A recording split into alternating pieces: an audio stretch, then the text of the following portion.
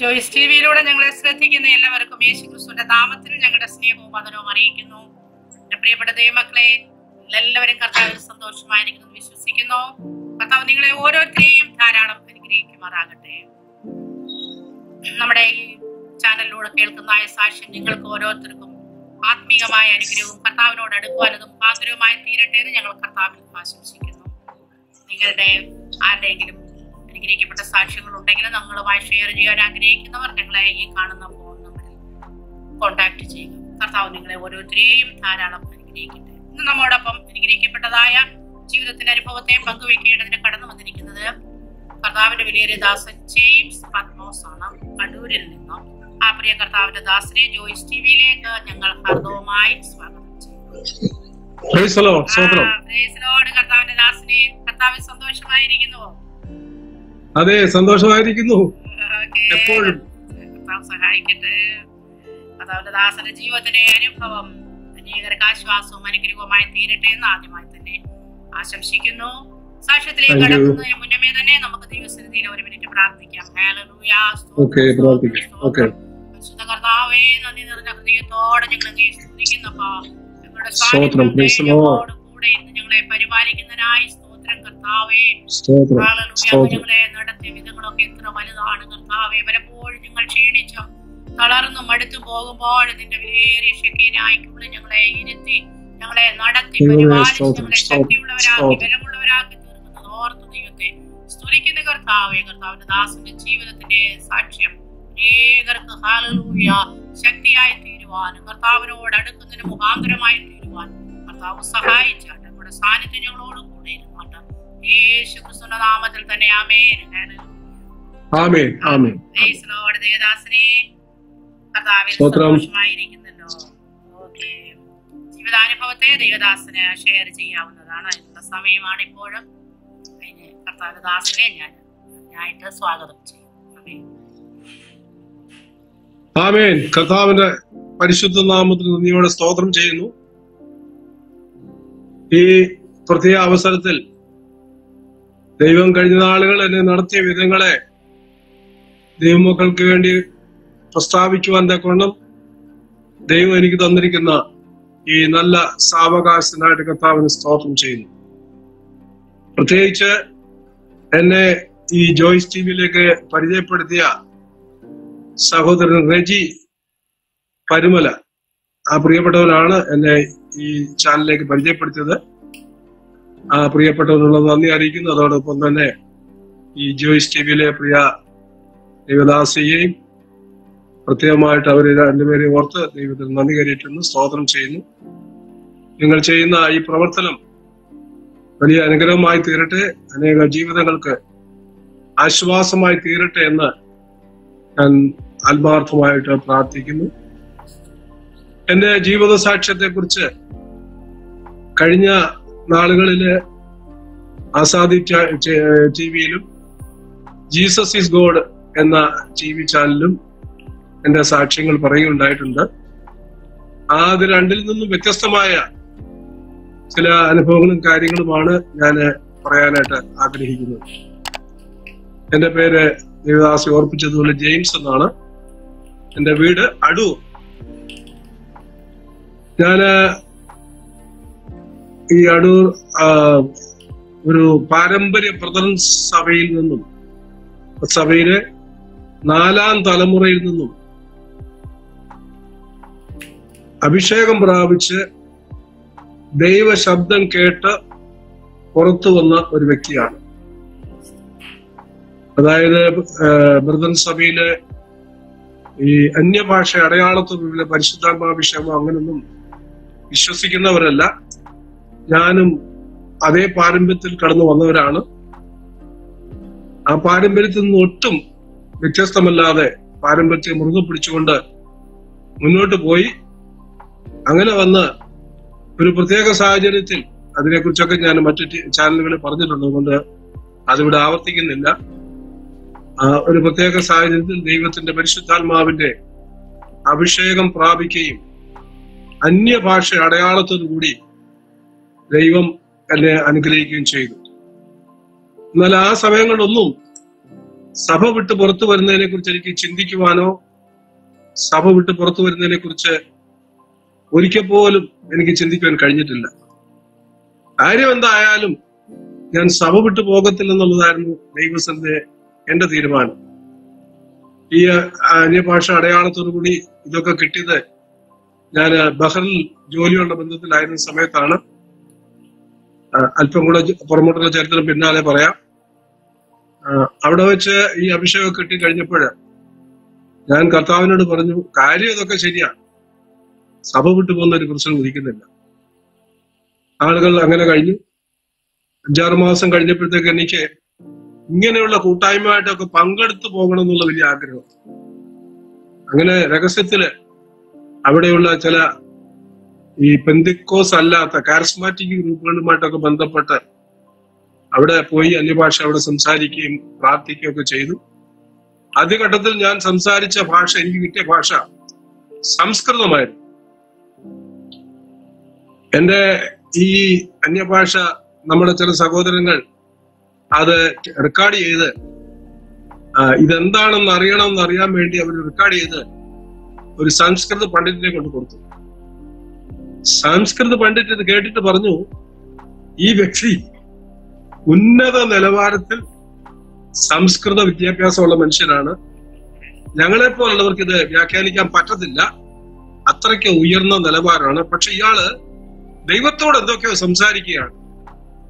അപ്പൊ കൊണ്ടുകൊടുത്ത ആളുകള് അത് കേട്ടിട്ട് അക്കൂട്ടത്തിൽ ആ സംസ്കൃത പണ്ഡിറ്റ് ഇങ്ങനെ പറഞ്ഞു, ഇയാള് ദൈവത്തോട് എന്തൊക്കെയോ സംസാരിക്കുകയാണ്, പിന്നെ ഇത് ഞങ്ങളുടെ പുരാണത്തിലുള്ള പദ്യങ്ങളും ശ്ലോകങ്ങളുമാണ് കൂടുതലും എന്ന് ആ സംസ്കൃത പണ്ഡിറ്റ് പറഞ്ഞു. അപ്പം ഈ കൊണ്ടുകൊടുത്ത സഹോദരൻ പറഞ്ഞു, ജെയിംസിന് ഈ പുരാണത്തിലെ ഈ പദ്യം ഒക്കെ ചെല്ലുന്ന കാര്യം എന്താണ്, അപ്പൊ അതുകൊണ്ട് ഇത് ദൈവികമല്ല, ഇത് പൈശാചികമാണെന്ന് അവരെന്നെ വീതിച്ചു.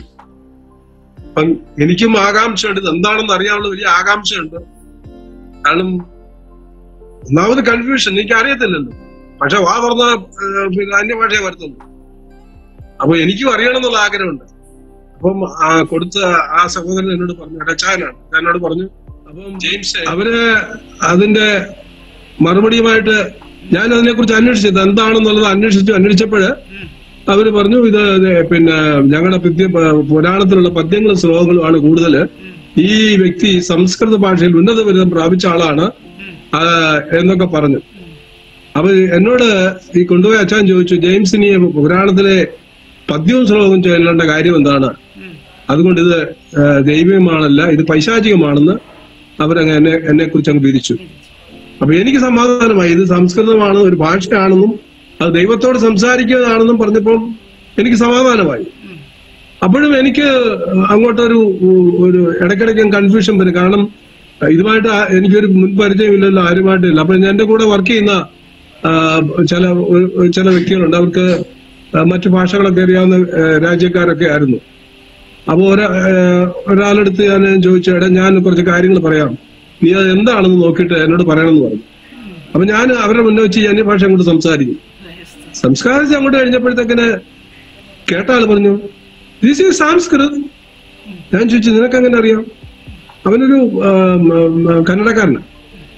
ഇത് I know the basic of Sanskrit, പക്ഷെ എനിക്കത് തിരിച്ചു പറയാനൊക്കത്തില്ല. എന്നിട്ട് ഒന്ന് രണ്ട് ഭാഷ കണ്ടപ്പോ ഇതിന്റെ അർത്ഥം ഇന്നതാ, ഇതിന്റെ അർത്ഥം ഇങ്ങനെയൊക്കെ പറഞ്ഞു.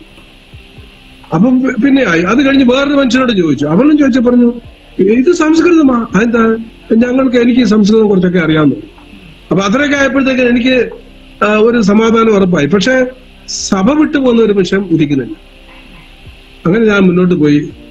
കുറച്ചുനാൾ കഴിഞ്ഞപ്പോൾ ഞാൻ പറഞ്ഞു, കർത്താവേ, അന്യഭാഷയല്ലേ ഉള്ളു, വ്യാഖ്യാനം വരെ എപ്പോ കിട്ടുമോ അപ്പൊ ഞാൻ സഭ വിട്ടോളാം.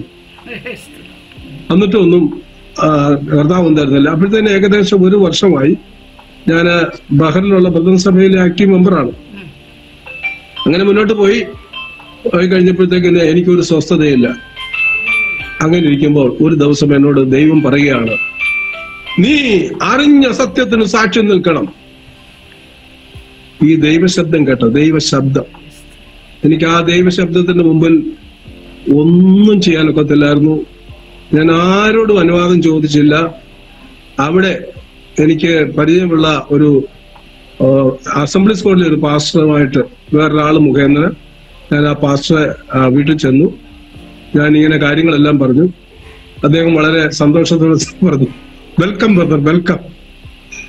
എന്നോട് പറഞ്ഞ ഒരു കാര്യമുണ്ട്, ഒരു കൊട്ട ചീഞ്ഞ പഴത്തിനകത്ത് ഒരു നല്ല പഴം ഇരുന്നാൽ അതും ചീത്തയായി പോകും. അതുകൊണ്ട് ബ്രദറെ ഏറ്റവും വേഗത്തിൽ അവിടെ കിട്ടുള്ളൂ. അങ്ങനെ ഞാൻ ആരോടും പറയാതെ അടുത്ത ആഴ്ച മുതൽ ഞാൻ ഈ സഭയിൽ വരുമെന്ന് പാസ്റ്ററോട് പറഞ്ഞിട്ടുണ്ട്. അന്ന് എന്റെ ഭാര്യയും ഒരു മകളും ഉണ്ട്.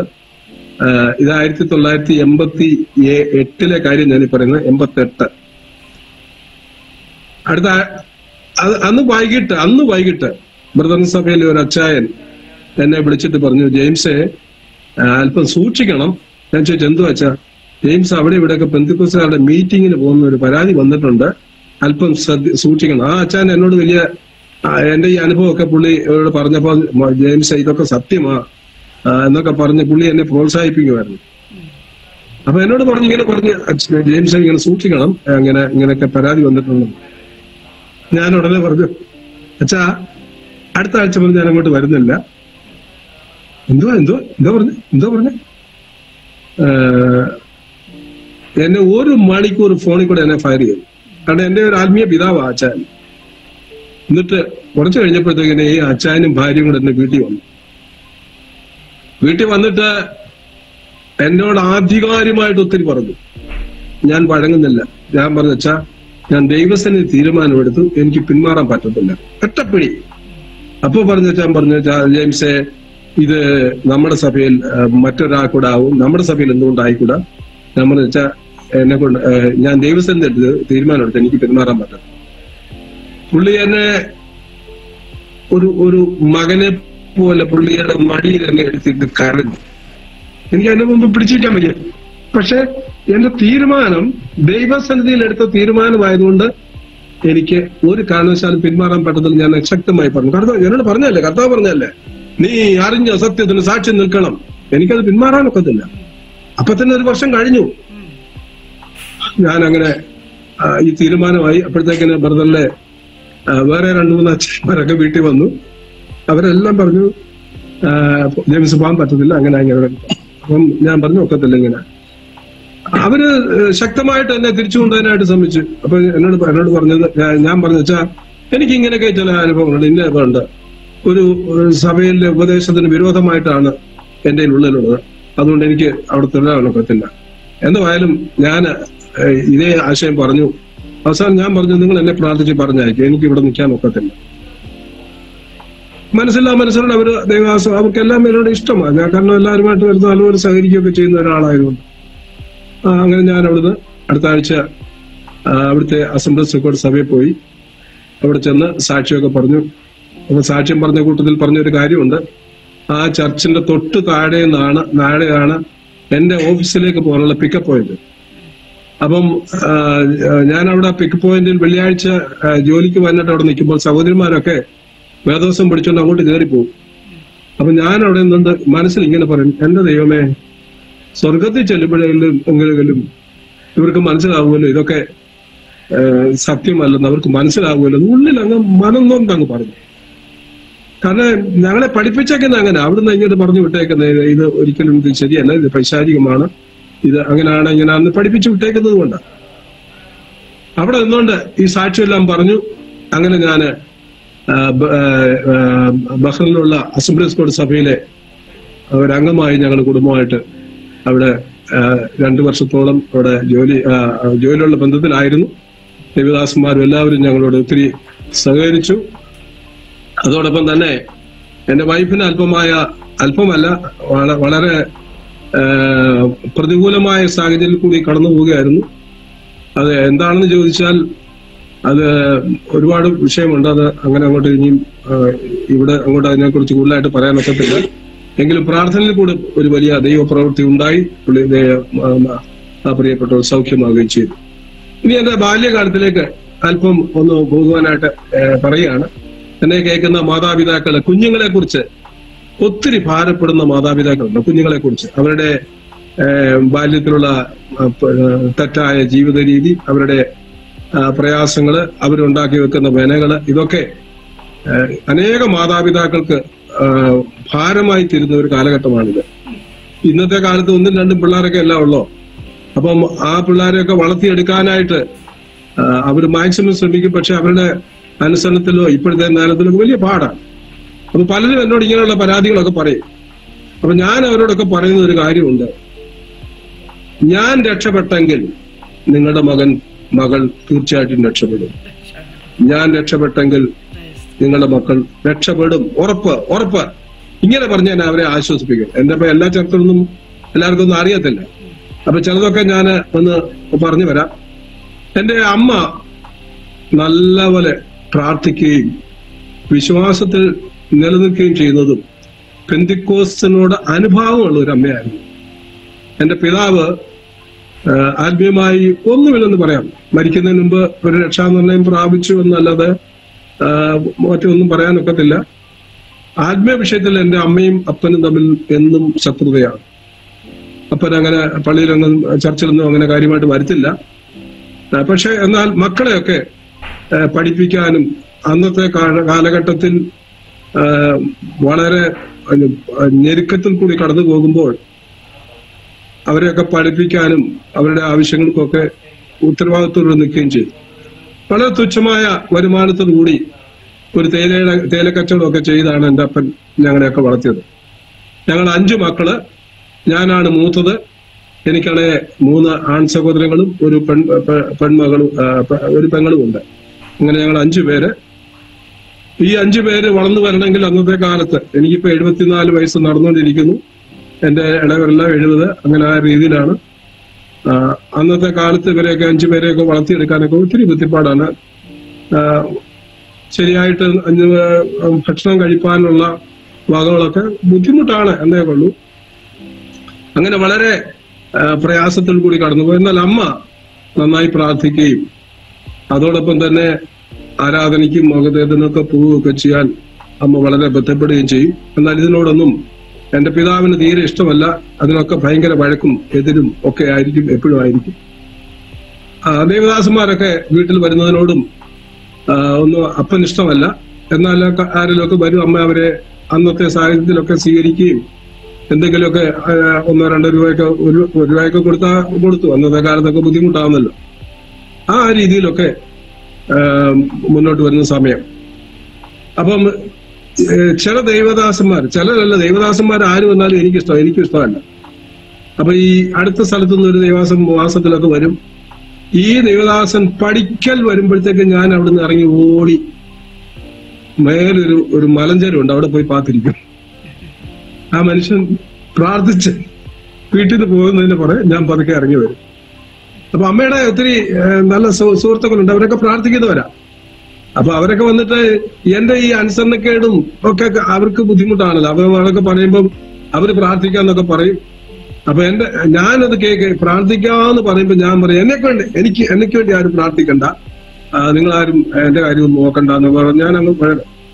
അപ്പൊ അമ്മയുമായിട്ട് എപ്പോഴും അനുസരണക്കേടും വഴക്കും നാശമേ കാണിക്കത്തുള്ളൂ. ഇല്ലാത്ത നാശം എല്ലാം അവിടെ കാണിച്ചു. അമ്മയെ പ്രകോപിപ്പിക്കാവുന്ന രീതിയിലൊക്കെ പ്രകോപിപ്പിക്കും. അമ്മയുമായിട്ട് വഴക്കുണ്ടാവും. അമ്മ എന്നെ അടിക്കാൻ ഓടിക്കും, ഞാൻ ഓടും.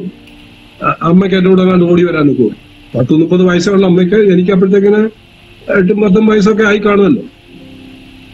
ഒരിക്കൽ എന്നെ ഓടിച്ചു, എന്തോ ഗുരുതരമായ പ്രശ്നം കാണിച്ചു ഓടിച്ചു, എന്നെ പിടിച്ചു കൊണ്ടുവന്ന് തെങ്ങയിലും കെട്ടിയിട്ടു. ഞാൻ ശരിക്കും അടിച്ചു. അപ്പൊ ഇത് അടിച്ച് ഇതെല്ലാം കഴിയുമ്പോൾ ഇരട്ടി വാശിയാ, പിന്നെ ഇരട്ടി നാശമേ കാണിക്കത്തുള്ളൂ. അപ്പം ഞാൻ അമ്മയെ ഒത്തിരി വിഷമിപ്പിച്ചിട്ടുണ്ട്. എനിക്ക് ഒത്തിരി സങ്കടം വന്നിട്ടുണ്ട്, ഒത്തിരി വിഷമിപ്പിച്ചിട്ടുണ്ട്.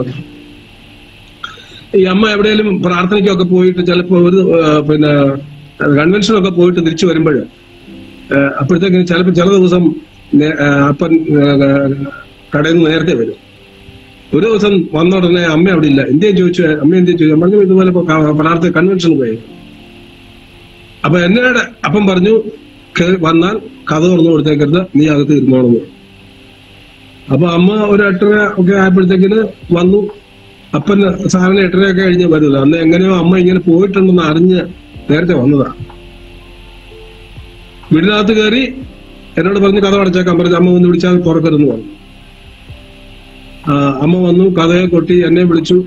ഞാൻ തുറക്കത്തില്ല, ഞാൻ അപ്പന്റെ പക്ഷത്താ. എന്റെ പാവം അമ്മ വെളിക്കിടന്നു. ഇന്ന് അതൊക്കെ ഓർക്കുമ്പോ വലിയ സങ്കടമുണ്ട്. ഒരിക്കല് ഒരു ദൈവദാസൻ വീട്ടിൽ വന്നു. അപ്പൊ ഉച്ച സമയത്ത് വന്നതാ. അപ്പൊ അന്നത്തേക്ക് ഒന്നും കൊടുക്കാനില്ലല്ലോ, ഇച്ചിരി ചോറുണ്ടായിരുന്നു. അമ്മയാണ്ട് പെട്ടെന്ന് ചമ്മന്തിയൊക്കെ അരയിച്ച് ഒരു മുട്ടയൊക്കെ പൊരിച്ചു കൊടുക്കാനുള്ള ധൃതിയില് അപ്പൊ വരുന്ന വിവരം അറിഞ്ഞെന്റെ കോഴിയെ പിടിച്ച് കൊട്ടക്കയിലിട്ടു മുട്ടയ്ക്ക് വേണ്ടി. ഞാൻ എവിടെങ്കിലും എന്റെ ഒരു നാശം കാണിക്കാൻ ഇങ്ങനെ വന്ന് നടക്കുക, എവിടെങ്കിലും എന്തെങ്കിലുമൊക്കെ ഒപ്പിച്ചു വെക്കും. അപ്പൊ കോഴി മുട്ട ഇട്ടത് ഞാൻ കണ്ടു, അറിഞ്ഞു. ഞാൻ അങ്ങോട്ട് ചെന്നിട്ട് ആ മുട്ട എടുത്തിട്ട് ഒരു മുത്തുസൂചി വെച്ച് ആ മുട്ട കിഴിച്ചിട്ട് അതിനകത്തുനിന്ന് അതെല്ലാം അങ്ങ് വലിച്ചു കുടിച്ചു. എന്നിട്ട് ആ മുട്ടക്കകത്ത് വെള്ളം ഊതി കയറ്റി നിറച്ച് കയറ്റി വെച്ചിട്ട് ഏതാണ്ട് ചുണ്ണാമ്പ് കണ്ട് വെച്ച് അങ്ങ് അടച്ചിട്ട് കൊട്ടകയിലിട്ടു. അമ്മ പെട്ടെന്ന് തേങ്ങയൊക്കെ തിരുമ്മി മുട്ട വരിക്കാനുള്ള ധൃതിയില് കോഴിയെ പിടിച്ചിട്ടേക്കുമല്ലേ, അമ്മ കാണുന്നതല്ലേ, അതിനകത്ത് നാശം കാണിക്കാനുള്ള വഴിവകുപ്പൊന്നുമില്ല. അങ്ങോട്ട് ചെന്ന് മുട്ട എടുത്തുകൊണ്ട് വന്ന് പൊട്ടിച്ച് അതിനോട്ട് ഒഴിക്കുകയും വെള്ളമാണ്. അപ്പൊ ഞാനിങ്ങനെ പമ്പി നിൽക്കുകയാണ്, എന്റെ മുഖത്തോട്ട് നോക്കി. അപ്പൊ അമ്മയ്ക്ക് മനസ്സിലായി ഞാൻ നിന്നാ പറ്റിച്ചെന്ന്. എന്നെ അടിക്കാൻ ഓടിച്ചു. പിന്നത്തെ കാര്യമൊന്നും എനിക്കറിയില്ല. ആ അമ്മ അനുഭവിച്ച കഷ്ടം നോക്കി. ആ ദേവദാസന് ഒരു മുട്ടയും പറ്റിച്ച് അമ്പതിനും കൂടി ചോറ് കൊടുക്കാൻ നോക്കി. ഞാൻ ചെയ്ത പണിയാണ്. ഇതുപോലെ കാണിച്ച് ഞാൻ മുട്ട കൊണ്ടുവന്ന് വിറ്റിട്ടുമുണ്ട്. ഈ ഞങ്ങളുടെ വീടിന്റെ അടുത്ത് കുറച്ച് റബ്ബറും തോട്ടമുണ്ട്. വൈകിട്ട് ഇറങ്ങി സന്ധ്യ പരുവം കഴിഞ്ഞിട്ട് ചെന്നിട്ട് ആ തോട്ടത്തിനകത്ത് റബ്ബറിന്റെ ആ ചില്ലുകളെല്ലാം പറിച്ചെടുത്തിട്ട് ചിരട്ടയും കൊണ്ടുവന്ന് എവിടെയെങ്കിലും കൊണ്ടും കളയും. എനിക്കിതിനകത്തൊന്നും ലാഭമൊന്നുമില്ല. എന്തുകൊണ്ട് ഞാനിങ്ങനെ ചെയ്യുന്നത് എനിക്കറിയത്തില്ല. ഇതുപോലുള്ള ഓരോ നാശങ്ങള് അമ്മയ്ക്കെതിരായിട്ട് അപ്പനെ ഭയങ്കര പേടിയാ. അപ്പൻ വീട്ടിൽ വന്നു കഴിഞ്ഞാൽ വളരെ പാവമാണ്. ഇതുപോലെ ഓരോ ഇതാർക്കും അറിയത്തില്ല. ഈ ചില്ല് പറിക്കുന്നതും അപ്പൊ ഈ റബ്ബർ വെട്ടുകാരൻ വന്ന് നോക്കുമ്പോ ചില്ലില്ല, അവൻ ഒരായിക്കൊണ്ട് പിന്നെയും കൊണ്ടുവന്ന് വെക്കും. ഒരാഴ്ച കഴിയുമ്പോൾ ഞാൻ പമ്പി ചെന്നതെല്ലാം പറക്കെടുക്കും. ഞാനിതെടുത്ത് കളയുന്നത് എന്നെ ആരും സംശയിക്കുന്നില്ല. എന്തായാലും എനിക്കറിയത്തില്ല. ഒരു പൈശാചിക ശക്തി എന്നെ ഭരിച്ചിരുന്നെന്ന് എനിക്ക് പിന്നത്തെ എനിക്ക് മനസ്സിലായതാണ്. അവസരം കിട്ടിയാൽ ഏതെങ്കിലും വീട്ടിൽ ചെന്ന് അവസരം കിട്ടിയാൽ അവിടുന്ന് പൈസ കൈ കിട്ടുന്ന അടിച്ചോണ്ട് ഇതൊക്കെ അങ്ങനെ തൊണ്ടി സഹിതം എന്നെ പിടിച്ചിട്ടുണ്ട്. എന്നെ ചേരിക്കെടുത്തിട്ട് അറിഞ്ഞിട്ടുണ്ട്. ആ രീതിയിലൊക്കെ ഒരുപാട് നാശങ്ങളൊക്കെ വീട്ടിൽ കാണിച്ചിട്ടുണ്ട്. അമ്മയോടാണ് എപ്പോഴും പ്രശ്നം ഉണ്ടാക്കിക്കൊണ്ടിരുന്നത്. ഇങ്ങനെ മുന്നോട്ട് പോയി ഒരു കണക്ക് വിദ്യാഭ്യാസം, പ്രാഥമിക വിദ്യാഭ്യാസം അടുത്തുള്ള ഒരു സ്കൂളിൽ തന്നെ പഠിച്ച് മുന്നോട്ട് വന്നു. 9ാം ക്ലാസ്സിൽ അങ്ങ് തോറ്റു. അന്നത്തെ കാലത്ത് ഒരു വിഷയത്തിലൊക്കെ തോറ്റാലും അങ്ങ് തോൽപ്പിച്ചു കളി. 9ാം ക്ലാസ്സിൽ തോറ്റു. പഠിച്ചു. 10ാം ക്ലാസ്സിൽ വന്നു, അവിടെയും തോറ്റു. അവിടുന്ന് എന്റെ വല്യപ്പച്ചന്റെ ശുപാർശ പ്രകാരം അടൂർ ഹൈസ്കൂളിൽ 2ാമത് ചേർത്ത് പഠിച്ചു. അങ്ങനെ ആരെയും ചേർപ്പിക്കത്തില്ല. എന്റെ വല്യപ്പച്ചൻ ബ്രദറിലെ ഒരു ഉപദേശി ആയതുകൊണ്ടും ആ സ്കൂളിലെ ഒരു അധ്യാപകനുമായിട്ട് പരിചയമുള്ളതുകൊണ്ട് ആ അപ്പച്ചന്റെ കെയർ ഓഫിൽ എന്നെ അടൂർ ഹൈസ്കൂളിൽ കൊണ്ടുവന്ന് ചേർത്തു. 10ാം ക്ലാസ്സിൽ ഒരു കണക്കിൽ രക്ഷപ്പെട്ടു, ജയിച്ചു. അപ്പോഴ് എന്നെ കോളേജിൽ പഠിപ്പിക്കണം എന്നാണ് എന്റെ അപ്പന്റെ വലിയ ആഗ്രഹം. കാരണം ഞങ്ങളുടെ കുടുംബത്തിൽ നിന്ന് ആരും കോളേജിൽ പോയിട്ടില്ല. പൈസയുടെ സമൃദ്ധി കൊണ്ടല്ല, അപ്പന്റെ ആഗ്രഹം കോളേജിൽ വിടണമെന്നുണ്ട്. അപ്പോഴ് ഞാൻ പറഞ്ഞു എന്നെ കോളേജിൽ വിട്ടാൽ ഞാൻ പഠിക്കത്തില്ല. അപ്പൊ അപ്പന് നിർബന്ധമായി പഠിപ്പിക്കുന്നുള്ളതായി ഫോമൊക്കെ വാങ്ങിച്ചോണ്ട് ബില്ലപ്പ് ചെയ്യാനൊക്കെ തീരുമാനിച്ചു. അപ്പൊ ഞാൻ പറഞ്ഞു അപ്പനെ ഞാൻ അച്ഛ എന്നാ വിളിക്കും. അച്ഛാ എന്നെ വെറുതെ വിടുക, നിങ്ങൾ വെറുതെ കാശ് കളയത്തേ ഉള്ളൂ, ഞാൻ ജയിക്കത്തൊന്നുമില്ല, വെറുതെ എന്നെ വിടണ്ട. അവസാനം എന്റെ ഈ തീരുമാനം അറിഞ്ഞപ്പോഴത്തെ പിന്നെ അപ്പം വിട്ടില്ല. അപ്പൊ എന്റെ ആഗ്രഹം എവിടെയെങ്കിലും പോയി ജോലി ചെയ്ത് എവിടെയെങ്കിലും പോയി ജോലി ചെയ്യണം. അപ്പൊ അടൂര് ഞങ്ങൾക്കൊരു കടയുണ്ട്. ആ കടയിൽ ഞാൻ തൽക്കാലം സാധനമൊക്കെ എടുത്ത് കൊടുക്കാനായിട്ട് നിൽക്കുകയാണ്. അപ്പൊ അപ്പന്റെ കീഴിൽ നിൽക്കാനുള്ള ബുദ്ധിമുട്ട് എനിക്ക് അപ്പനുമായി ജോലിച്ചു പോകാൻ പറ്റുന്നില്ല. അപ്പൊ എവിടെയെങ്കിലും പോയി ജോലിയാണ്. എന്ത് ജോലിയായാലും കുഴപ്പമില്ല, പാത്രം മെഴുകുവോ ഹോട്ടലിൽ ജോലിയോ കളയ്ക്കോ എന്താ വേണം ചെയ്യാം, പക്ഷെ ഇവിടെ വീട് വിട്ടുപോകും. അങ്ങനെ ഏതായാലും ഒരു അപ്പന്റെ ഒരു സുഹൃത്ത് മുഖാന്തരം ബോംബെയിൽ നേവിയിൽ ചേരാനായിട്ട് വന്നു. 1968 ഡിസംബർ മാസം 26-ാം തീയതി ഞങ്ങൾ ട്രെയിനിൽ 25 നാട്ടിൽ തിരിച്ചു. 26 എനിക്ക് വന്ന് 27 വൈകിട്ടങ്ങാണ്ട് ബോംബെയിൽ വന്നെത്തി. ബോംബെ VT സ്റ്റേഷനിൽ വന്നെത്തി. ഞാനും എന്റെ കൂട്ടത്തിൽ എന്റെ ഉപ്പാപ്പനോട് ഞങ്ങൾ രണ്ടുപേരും നേവി ചേരാനായിട്ടാണ് വന്നു നിൽക്കുന്നത്. അപ്പോൾ അന്നത്തെ എന്റെ സ്റ്റാൻഡേർഡ് മലയാളമല്ലാതെ ഒരു ഭാഷ അറിയത്തില്ല. ആരേലും English what is your name ചോദിച്ചാൽ തിരിച്ച് മറുപടി പറയാൻ അറിയത്തില്ല. അവിടെ വന്ന് ബോംബെയിലെ ഞങ്ങളെ അപ്പന്റെ ഒരു ശുപാർശക്കാരൻ പുള്ളി മുഖാന്തരം അവിടെ നിന്നു. ആദ്യത്തെ പ്രാവശ്യം ഞങ്ങൾ രണ്ടുപേരും പരീക്ഷയ്ക്ക് തോറ്റുപോയി. രണ്ടാമത്തെ പ്രാവശ്യം എല്ലാ 3 മാസം അവിടെ റിക്രൂട്ട്മെന്റ് ഉണ്ട്. ബോംബെയിൽ അമല എന്ന് പറയുന്ന സ്ഥലത്ത് അവിടെ നേവൽ ബേസ് ഒക്കെ ഉണ്ട്. അവിടെ ചെന്ന് 3 മാസം കഴിഞ്ഞപ്പോൾ രണ്ടാമത്തെ പ്രാവശ്യം എന്റെ പാപ്പൻ അവിടെ സെലക്ട് ആയി പോയി. മൂന്നാമത്തെ പ്രാവശ്യം അതായത് 1969 ജൂലൈയിൽ ഞാനും അവിടുന്ന് റിക്രൂട്ടായി. എപ്പോഴത്തേക്കും 6 മാസം ആയപ്പോഴത്തേക്കും ബോംബെ വന്ന് ഇംഗ്ലീഷൊക്കെ പഠിച്ചു, ഹിന്ദി പഠിച്ചു, മനുഷ്യരുടെ ഒക്കെ സംസാരിക്കാനായി. അങ്ങനെയൊക്കെ ആയി. പഠിത്തമെല്ലാം കഴിഞ്ഞ് ബോംബെയിൽ നിന്ന് റിക്രൂട്ടായിട്ട് ട്രെയിനിങ് കൊച്ചിയിലാണ്, കൊച്ചിൻ നേവൽ ബേസിലാണ് ട്രെയിനിങ്. അങ്ങനെ കൊച്ചിയിൽ വന്നു. അപ്പൊ ഈ നേവി ചേരുന്നതിന് മുമ്പ് ഞങ്ങളുടെ ഒരു അച്ചായനുണ്ടായിരുന്നു. ഒരു പുള്ളിയൊരു നേവിക്കാരനാണ്. അപ്പൊ ഞങ്ങൾ ഇങ്ങനെ നേവി ചേരാൻ പോകുന്നു എന്ന വാർത്ത അറിഞ്ഞ് ഞങ്ങളുടെ അടുത്ത് വന്ന് പറഞ്ഞു, എടാ നീ ഇങ്ങനെ നേവി ചേരാനൊക്കെ തീരുമാനിച്ചിരിക്കുന്നു കേട്ടു. ഞാൻ പറഞ്ഞു ശരിയാ, എടാ ഒരിക്കലും ചേരരുത്, നിനക്കത് ബുദ്ധിമുട്ടാ, വളരെ പ്രയാസമാണ്, ഒരുപാട് പ്രശ്നങ്ങളാ എന്ന് പറഞ്ഞ് എന്നെ ഒത്തിരി നിരുത്സാഹപ്പെടുത്തി. അപ്പൊ ഞാൻ പറഞ്ഞു ഒക്കത്തില്ല, എന്തായാലും ഞാൻ പോകും, എനിക്ക് വേണം, എനിക്ക് നേവി ചേരണം. അപ്പൊ എന്നോട് ചോദിച്ചാടാ നിനക്ക് കപ്പൽ മെയിൻ അടിക്കാനാവോ? ഞാൻ പറഞ്ഞു അടിക്കാം. നിനക്ക് ശാപ്പാട് വെക്കാമോ? വെക്കാം. വിളമ്പാമോ? വിളമ്പാം. കപ്പലൊക്കെ തൂത്തുവാരാമോ? തൂത്തുവാരാം. എന്നാ പോയി ചേർന്നോളാം പറഞ്ഞു. അപ്പൊ എനിക്ക് മനസ്സിലായി നേവി ചേർന്ന ഈ പണിയെല്ലാം ചെയ്യണമെന്ന് മനസ്സിലായി. അപ്പൊ ഞാൻ മാനസികമായിട്ട് പ്രിപ്പയർഡാണ്. അപ്പൊ കൊച്ചി വന്നു. ആദ്യത്തെ ദിവസം ഞങ്ങളെ വൈകിട്ട് എല്ലാവരെയും ഹാജരൊക്കെ എടുത്ത് ഞങ്ങൾക്ക് ഓരോ നമ്പറൊക്കെ തന്നു. പിന്നെ അവിടെ താമസമായി. ശരിക്കും പറഞ്ഞാൽ അന്ന് അടുത്ത ദിവസം മുതൽ പുതിയ ജീവിതം, പട്ടാള ജീവിതമല്ലേ. 5 മണിക്ക് രാവിലെ വിളിച്ചുണർത്തും. 5:20 ആകുമ്പോഴത്തേക്കിന് എല്ലാവരും ഗ്രൗണ്ടിൽ ചെല്ലണം. ഗ്രൗണ്ടിൽ ചെന്നു ഞങ്ങളെല്ലാം ഹാജർ എടുത്തു കഴിഞ്ഞപ്പോൾ എല്ലാവരുടെയും ഓരോ ചൂലെടുത്ത് കഴിഞ്ഞു അവിടെയൊക്കെ തൂത്തിടാൻ. അപ്പൊ ഞാനിത് പ്രതീക്ഷിക്കുന്നുണ്ടല്ലോ, എന്ത് പണിയും പ്രതീക്ഷിക്കില്ല. അപ്പൊ ഞാൻ ചൂലൊക്കെ വാങ്ങിച്ച് മാന്യമായിട്ട് അവിടെ തൂക്കാൻ പോയി.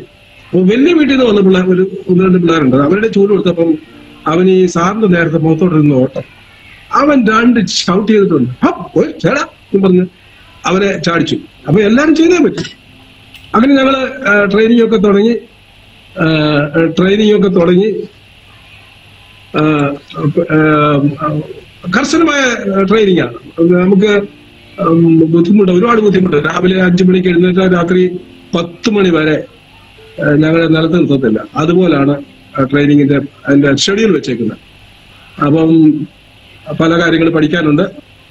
അപ്പം ഒരു ദിവസം ഞങ്ങളുടെ ഒരു പിന്നെ പീരീഡ് എന്ന് പറയുന്നത് ഈ സ്വിമ്മിങ്, നീന്തൽ അറിയാൻ വയ്യാത്തവരെ നീന്തൽ പഠിപ്പിക്കുക എന്നാണ് ഒരു ക്ലാസ്സാണ്, ഒരു സ്വിമ്മിങ് ക്ലാസ്സാണ്.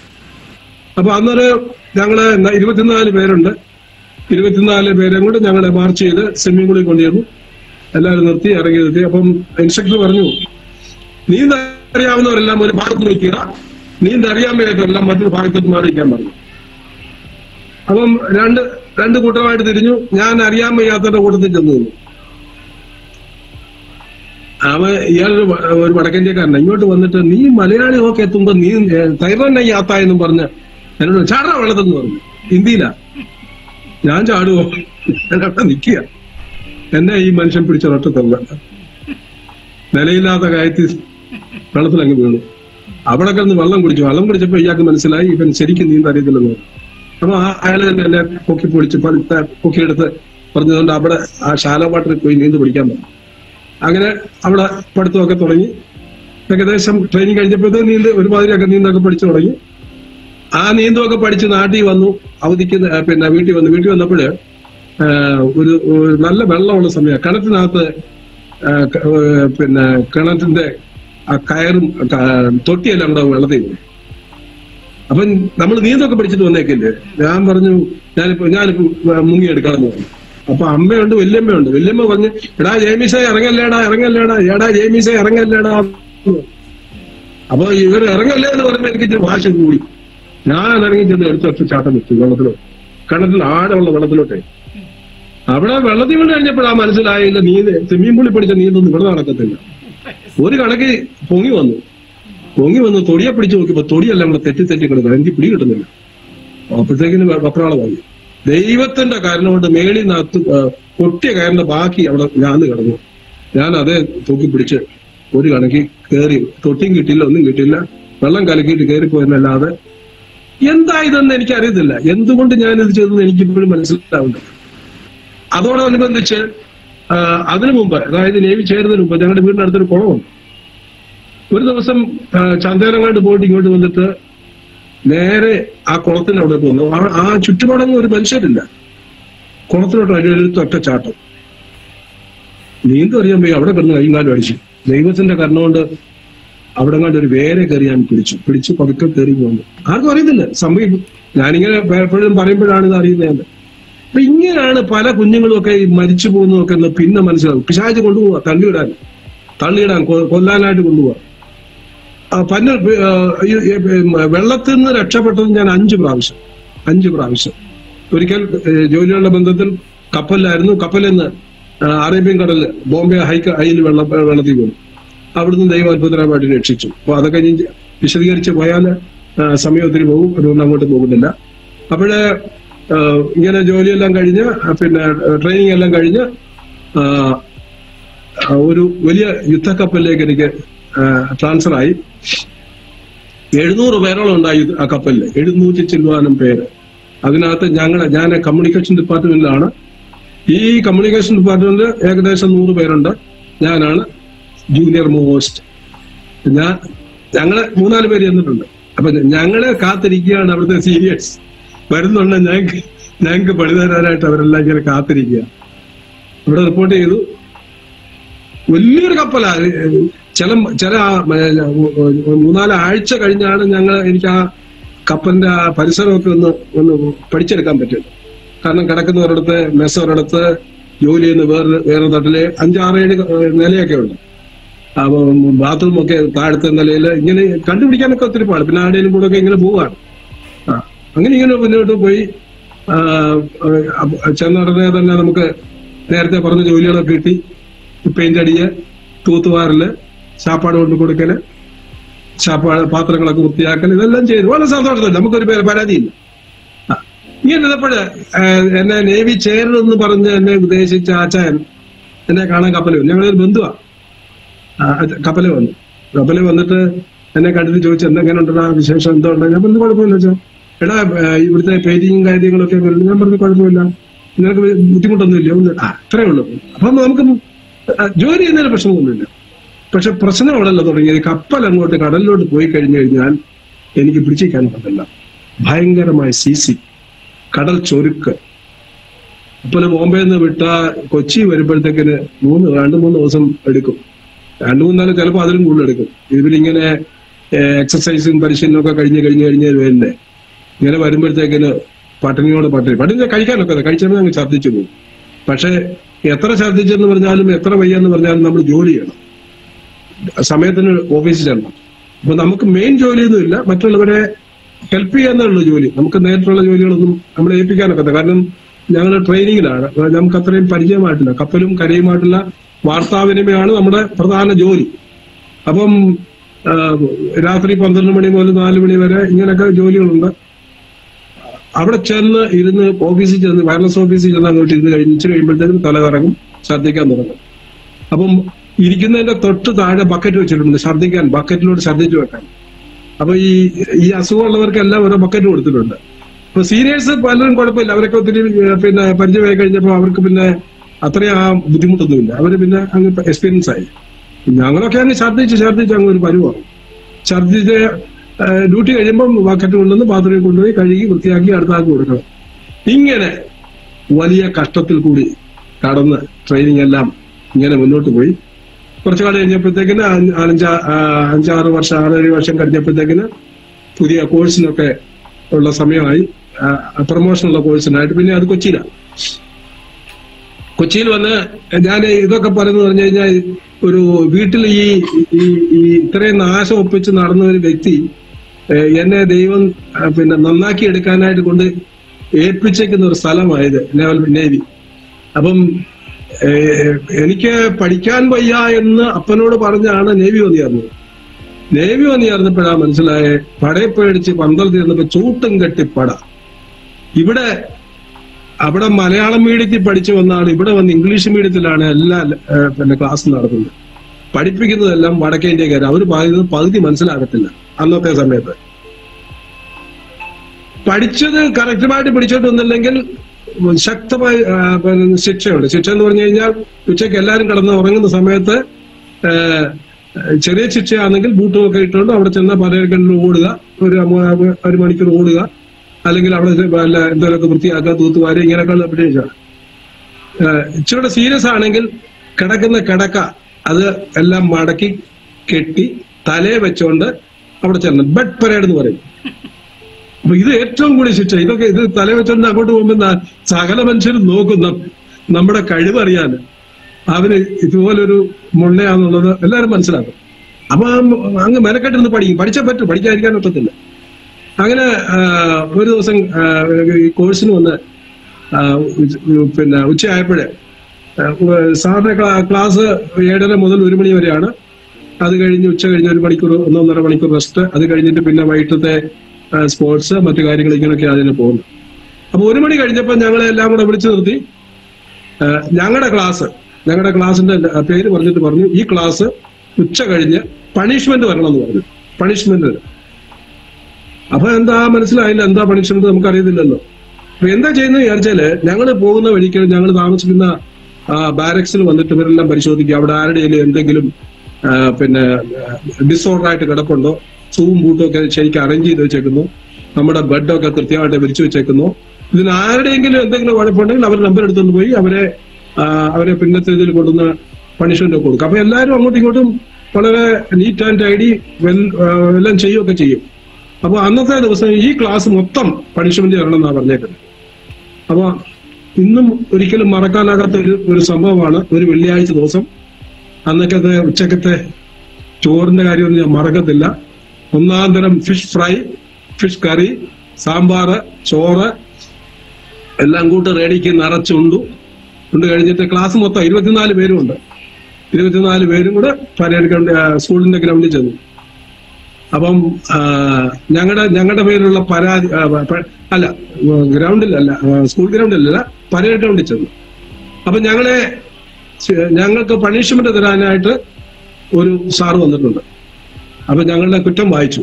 പറഞ്ഞു, നിങ്ങളുടെ ബാരക്സില് ഇന്ന ആള് ഒറ്റ ആളാ അവന്റെ ഷൂവും ബൂട്ടും അറേഞ്ച് ചെയ്ത് വെച്ചില്ല, അങ്ങോട്ടും ഇങ്ങോട്ടും മാറിയിരുന്നു. ഇതാണ് കാരണം. അതുകൊണ്ട് അറൌണ്ട് ദ പരേഡ് ഗ്രൗണ്ട്സ് എന്നും പറഞ്ഞ ഒരു ഓർഡർ തന്നിട്ട് പുള്ളി അങ്ങ് പോകും. ആ പരേഡ് ഗ്രൗണ്ട് ഒരു റൗണ്ട് ഓടി വരേണ്ട ഏകദേശം 1 കിലോമീറ്റർ വരും. ഓട്ടം തുടങ്ങി. എല്ലാവരും അവനെ ചീത്ത വിളിക്കാൻ തുടങ്ങി. അതായി ഡിസോർഡർ ചെയ്ത ബൂട്ട് അറേഞ്ച് ചെയ്യാതെ വെച്ചവനെ ചീത്ത വിളിക്കാൻ തുടങ്ങി. എടാ നീ കാരണമാടാ ഞങ്ങൾ ഓടുന്നു. എല്ലാം അങ്ങോട്ടും ഇങ്ങോട്ടും ചീത്തയും വിളിച്ച് ഓട്ടമാണ്. ഓടി ഉച്ചക്കത്തെ ശാപ്പാടും കഴിഞ്ഞുള്ള ഓട്ടം. നട്ടറാ വെയിലത്ത് എങ്ങനെ ഒന്ന് ആലോചിച്ച് നോക്ക്. ഓട്ടം എല്ലാം കഴിഞ്ഞ് എപ്പോഴാന്ന് അറിയത്തില്ല. ഒത്തിരി കഴിഞ്ഞപ്പോ ഈ മനുഷ്യൻ വന്നു. ഇയാള് ഞങ്ങൾക്ക് ഓട്ടം നിർത്താനൊക്കത്തില്ല, ഒന്നി താഴെ വേണം, അല്ലെങ്കിൽ നിർത്താനൊക്കത്തില്ല, ഒന്നി താഴെ വേണം വയ്യാന്ന് പറഞ്ഞു. അപ്പൊ അത് പറ്റത്തില്ല, അത് ട്രെയിനിങ് എഫക്ട് ചെയ്യും. ഒരു 1/4 മണിക്കൂർ കഴിഞ്ഞപ്പോ ഈ മനുഷ്യൻ വന്നിട്ട് നിർത്താൻ പറഞ്ഞു. നിർത്തി. എന്നിട്ട് പറഞ്ഞ് ഇനിയും മേലാൽ ഒരെണ്ണം ഇത് ആവർത്തിച്ചേക്കരുത് പറഞ്ഞ് പൊക്കോളാൻ പറഞ്ഞു. അപ്പം വീട്ടില് അപ്പനോട് കുഴപ്പമില്ല, അമ്മയെ ഇത്രയും ധിക്കരിച്ച് അമ്മയ്ക്കെതിരായി പ്രവർത്തിച്ച് ഒരുത്തനെ നന്നാക്കാൻ തക്കവണ്ണം ഇന്ത്യ ഗവൺമെന്റ് ശമ്പളം കൊടുത്ത് ആളുകളെ നിർത്തി എന്റെ ജോലിയിൽ എന്നെ ട്രെയിൻ ചെയ്തു കൊണ്ടുവന്നു.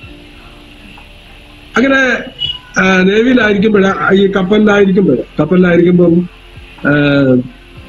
അന്നൊന്നും ചർച്ചിലൊന്നും ബ്രദറുകാരനാണെങ്കിലും ചർച്ചിലൊന്നും കാര്യമായിട്ടൊന്നും പോകത്തൊന്നും ഇങ്ങനെ പമ്മി എനിക്ക്. അപ്പൊ ഇല്ലേ ഞങ്ങൾക്ക് ബന്ധപ്പെട്ട അച്ചായനുണ്ടല്ലോ, പുള്ളി ഇടയ്ക്കിടയ്ക്ക് എന്താണ് നീ വരാൻ ചെയ്തത്, അപ്പൊ എന്തായാലുമൊക്കെ കള്ളം പറയും. വെളിയിൽ ഇറങ്ങി നോക്കും, മഴയാണെങ്കിൽ മഴക്കോളുണ്ടെങ്കിൽ മഴയാണെന്ന് പറഞ്ഞു പോകത്തില്ല. അപ്പൊ എന്റെ കൂടെ ഒരു പെന്തിക്കോസ് ഉണ്ട്, എന്റെ കൂടെ സെയിം റാങ്കിലുള്ള സെയിം ജോലി ചെയ്യുന്ന ഒരാളുണ്ടായിരുന്നു. അപ്പൊ എനിക്കിവനെ കാണുമ്പോ ദേഷ്യം, പെന്തിക്കോസ് ഇല്ല, ദേഷ്യം, അരിശമാണ്. അപ്പൊ എപ്പോഴും എന്തെങ്കിലും കാണുകയും കേൾക്കുകയൊക്കെ ചെയ്യുമ്പോ പിന്നെ എന്താ ദേഷ്യപ്പെടാനാ. അങ്ങനെ ആയി അവന് പറഞ്ഞു അടുത്ത ആഴ്ച ഞാൻ നിന്റെ കൂടെ ചർച്ച വരുമെന്ന് പറഞ്ഞു. എന്റെ ചർച്ച അപ്പൊ ഭയങ്കര സന്തോഷമായിരുന്നു. ബന്ധുക്കോസ് തന്നെയല്ലോ കാരണം വന്നു. 1-2 ആഴ്ച വന്നിട്ട് പറഞ്ഞു നീ അടുത്ത ആഴ്ച എന്നോട് വരണമെന്ന് പറഞ്ഞു. ഞാൻ പറഞ്ഞു വേല മനസ്സിരിക്കട്ടെ എന്നെ കെട്ടത്തില്ലെന്ന് പറഞ്ഞു.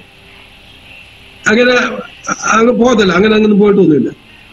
അപ്പൊ അതിനുശേഷം ഞങ്ങൾ തമ്മിൽ ട്രാൻസ്ഫർ ആയി. എങ്ങോട്ട് പോയോ പുള്ളി അങ്ങോട്ട് പോയോ എന്നൊന്നും പിന്നെ അനേക വർഷങ്ങൾക്ക് അറിഞ്ഞിട്ടില്ല. ഈ അടുത്ത ചില വർഷങ്ങൾക്ക് മുമ്പ് ഞങ്ങൾ തമ്മിൽ ഒന്നിച്ച് കണ്ടു. പുള്ളി ബാംഗ്ലൂരിലെ ഒരു പാസ്റ്ററാണ്.